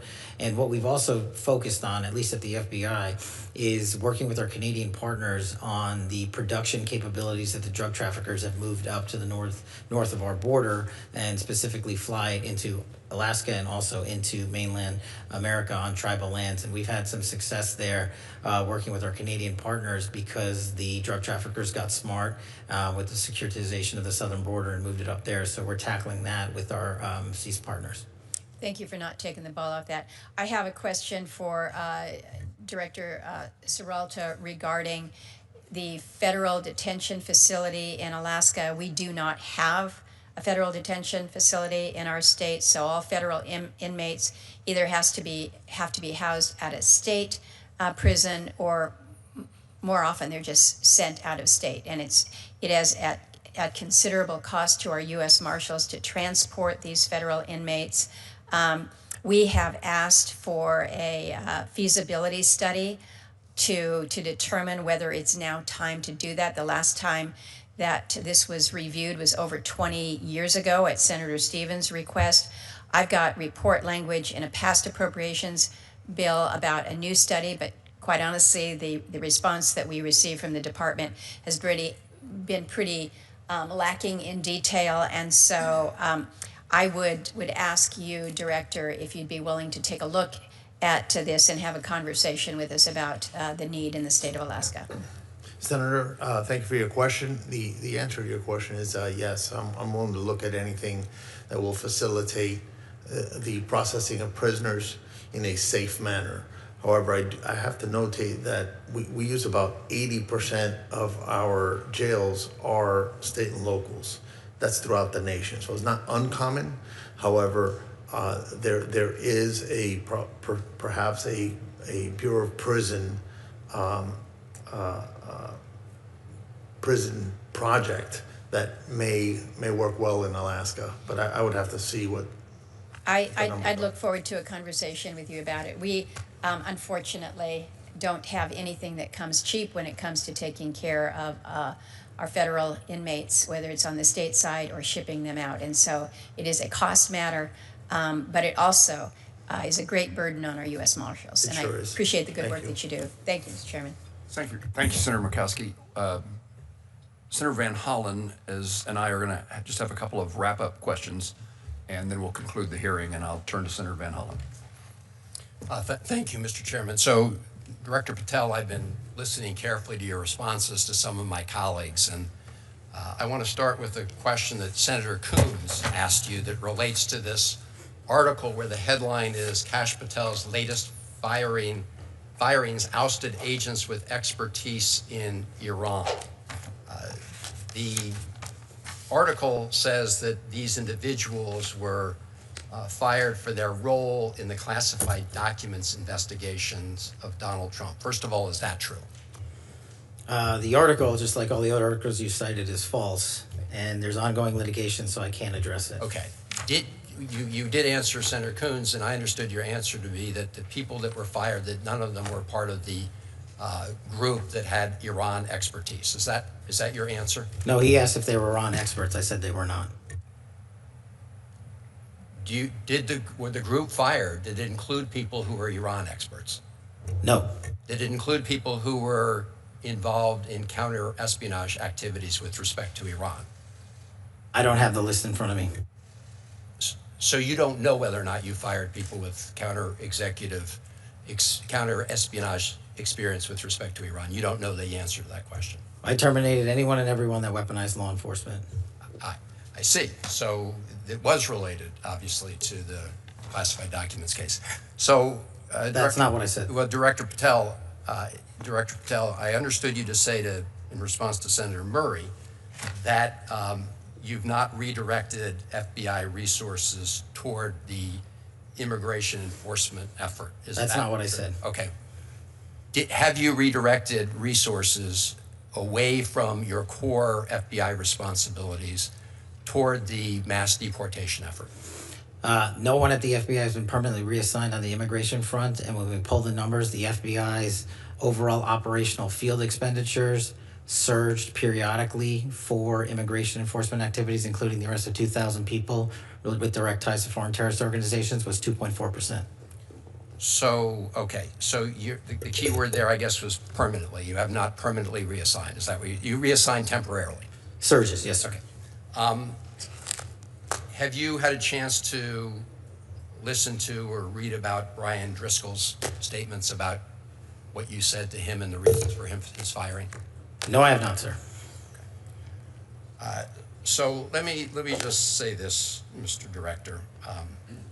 In your response to me earlier, where you had a little bit of a blow up, you made a couple provably false statements. So did you. No, Mr. Director, I was reading about and asking you to respond to allegations that are made. In fact, I was giving you an opportunity to do that, and you took that opportunity.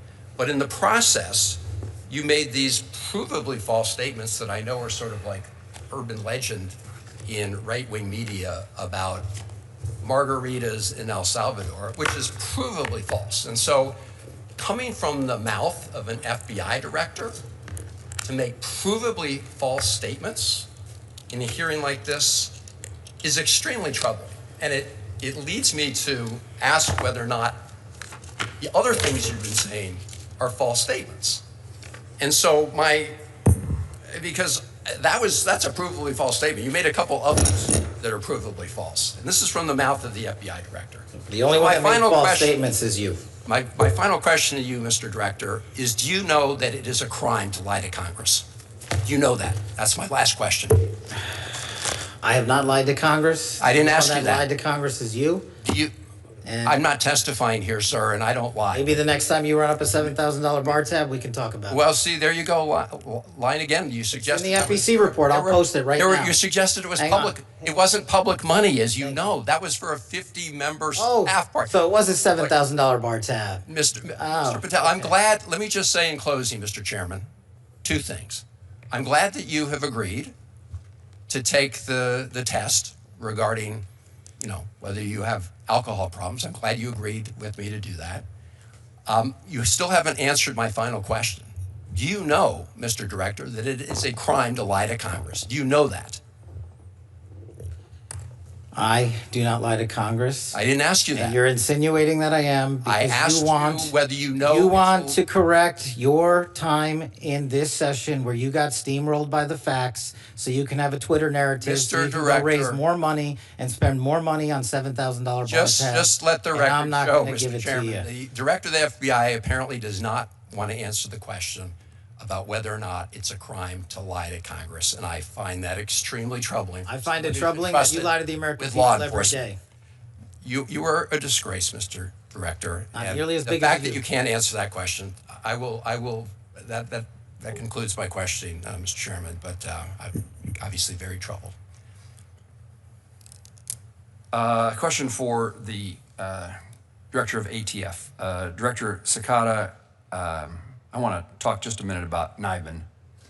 I don't need to explain to you what NIBIN is, but it is a very useful tool in involving violent crimes and illegal firearms.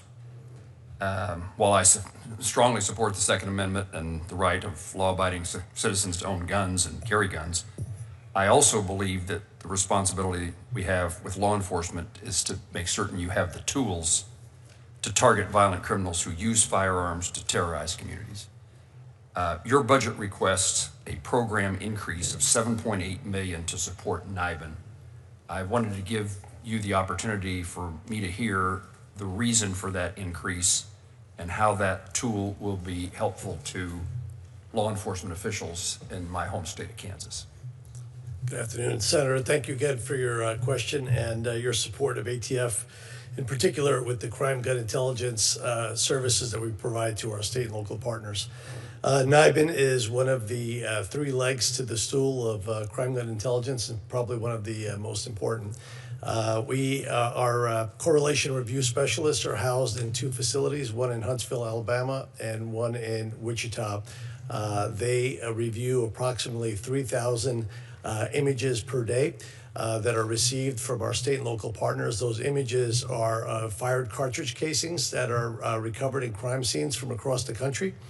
Those experts, which we call correlation review specialists, have a capacity as to how many images they can review over their 8-hour shift and be able to successfully match to a crime scene out in the field.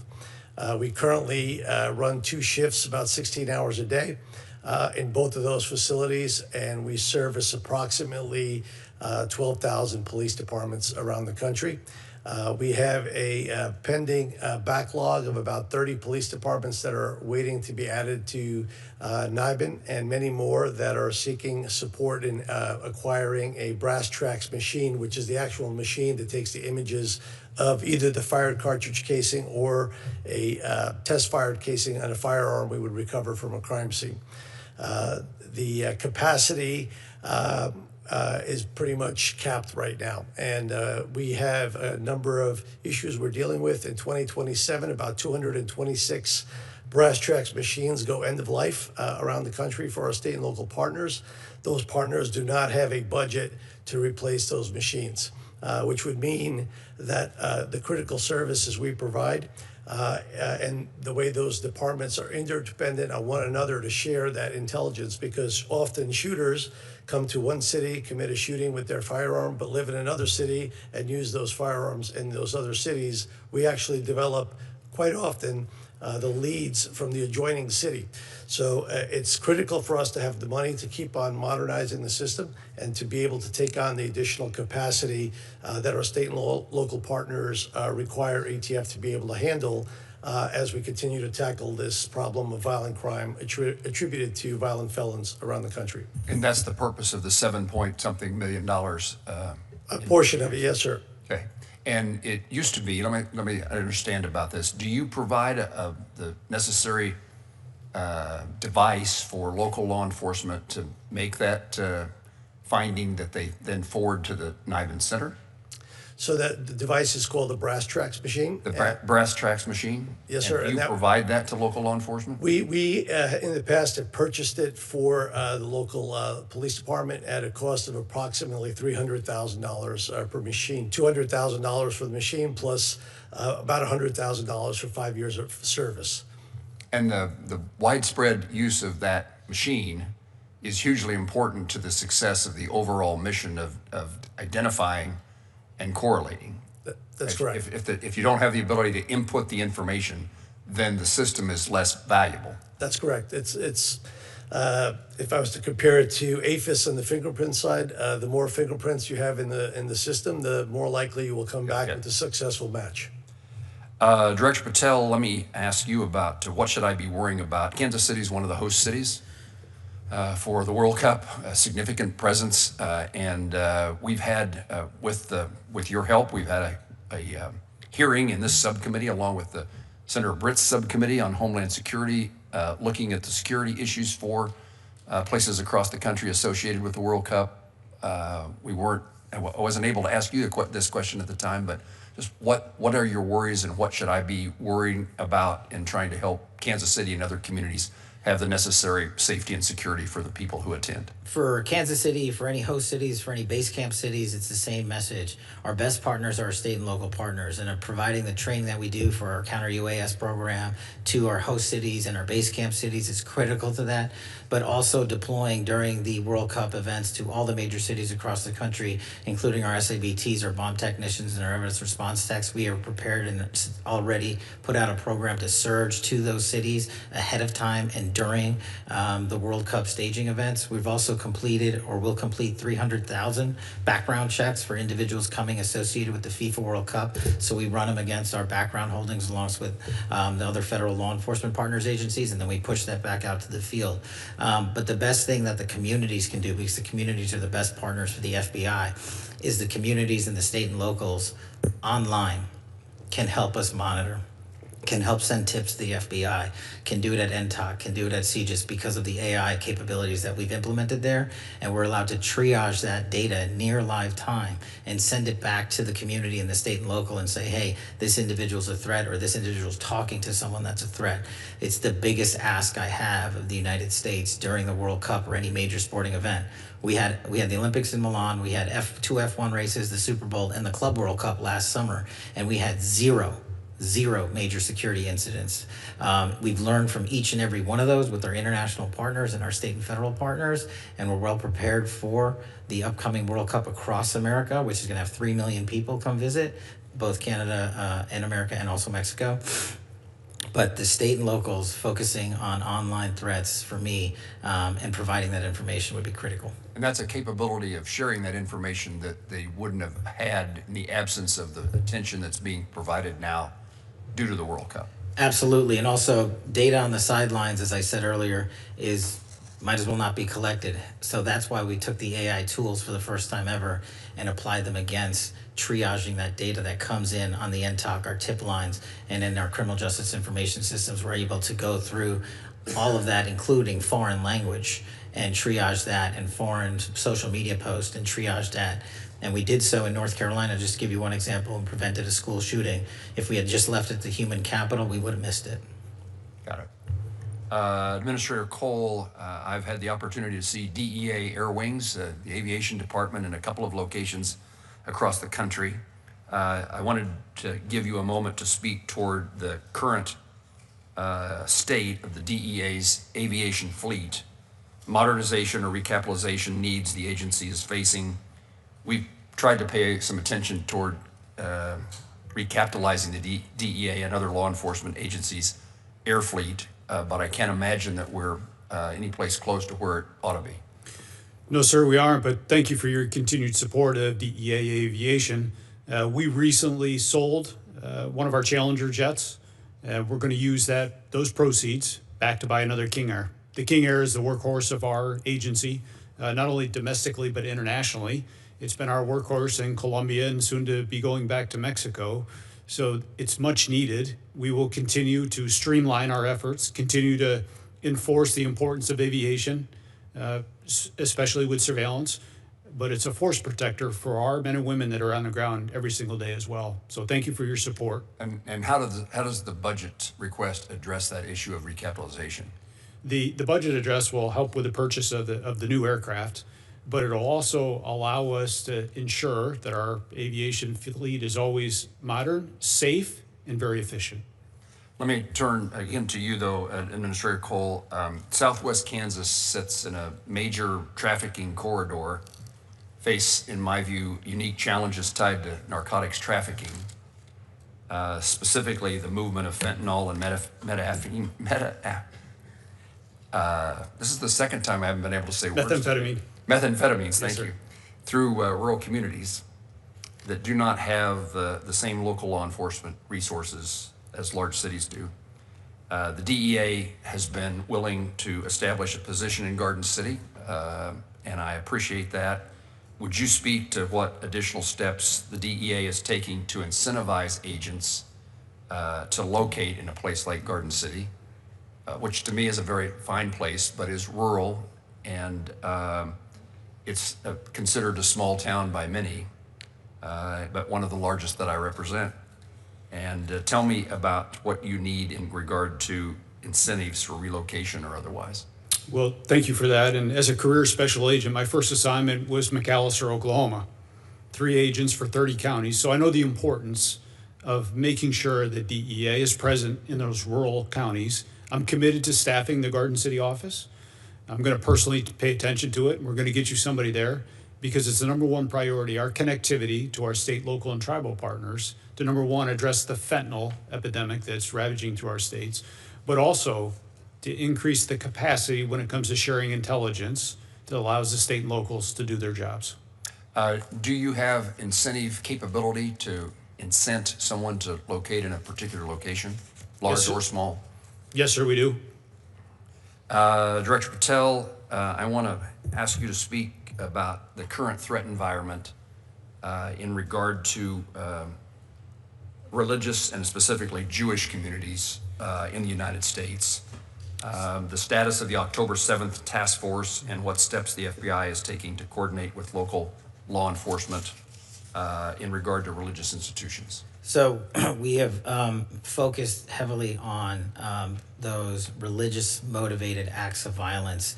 And the October 7th task force, actually, I'm glad you bring it up, was the first model on the counterterrorism front that we utilized AI on our collection. And it gave us numerous leads, including the ability to stop and thwart attacks. We stopped 4 attacks during the holidays in just December alone. Unfortunately, the reality that the Jewish population faces is that 60% of the FBI's cases that are based in hatred or ideology are targeted against the Jewish community. And so what we're doing to countermand that front is a couple of things. One, get out as much information as we can to the American public to show that these investigations lead directly to ties based in ideology, in anti-Semitic values. And we're trying to educate the American public and the world that this is a very real threat here. Targeted behind the Jewish community are, of course, a good amount of Catholic and Christian hate-based ideology and crimes. And so what we've done across the enterprise is we've shifted the resources from DC, put them out into the field to specifically go out into the field and dismantle not just the networks on the ground, but also reverse engineer who these people know, who paid them, how they got there, where online they are communicating, because that's the biggest incubator for this hatred and ideology.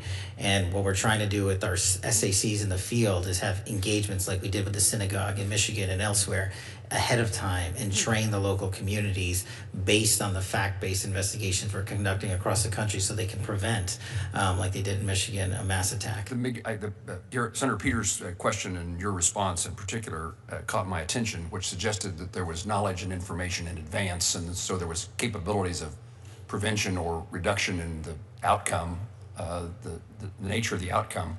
And is that unusual? Are you able to see? You able to see through your work that something is about to happen, as compared to respond to something that did happen? That's correct, sir, and it's also just proactive. Because of the investigations we've undertaken in hate-based ideology, we're able to go out ahead of time to synagogues like in Michigan. So we didn't have a direct threat reporting related to that individual conducting that threat, but we knew other individuals and synagogues in the area would be targeted. So we went there and instructed them on how to secure the facility should they undergo an attack. And the individuals that worked there immediately called the FBI and they said, our training pursuant to you, the Bureau, led to us being able to save lives on that day. And we're doing that around the country. It's a really rewarding circumstance. It was the FBI. It's pleasing to me. Director Serralta, U.S. Marshals have had success in regional fugitive task force models across the country. There's been conversations in the past about expanding or strengthening that regional task force capabilities in the Midwest part of the country. Is there a possibility of bringing an expanded regional fugitive task force presence to the Midwest? Is that still part of conversations at the U.S. Marshals Service? Thank you for your question, Senator. So the President's budget request expands the regional fugitive task forces and the district task forces with operational administrative personnel dedicated to the fugitive apprehension missions. Also includes expansion of our tactical canine to provide each RFTF with a full-time canine support, extremely important. For that, we were provided with $43 million. However, the program increases is for 107 positions. Our goal is to cover the country from coast to coast with RFTFs. However, that does require permanent appropriated funding for that purpose. So, short answer is yes, sir. There is thought. That was my second question. Do you have the resources to implement that thought? And your answer is not necessarily. Not necessarily, sir. Understand. Director Patel, I was an advocate of your idea a year ago of putting agents in the field, and we heard today a number of instances in which that's made a difference. And I assume that is a success and is the intention for the FBI to continue in that fashion. Yes, sir. We're going to continue that way. The hiring capabilities, do you all have positions that are empty, are vacant and need to be filled? Is that true across the board? Yes, sir. Yes, sir. And the reason those positions are open is what? Is there a common denominator among the agencies? Someone could say what their problem is, and I'll see if everybody agrees. I could speak for ATF. I think, sir, that for our purposes, we were under hiring freeze in 2025, so we weren't able to start up our hiring machine. We received authorization late in 25 to begin to backfill some of those vacancies. And in addition to that authorization, we've received significant support through some supplemental funding through the HSTF and OB3 to try to backfill agent positions. We are in that process right now. But as I stated, taking a machine from full stop and bringing it into operation takes some time. So we're in that stage right now where the machine is moving forward, and we anticipate being able to backfill those positions with the support that we've received. Anybody need to add anything to Director Cekada's?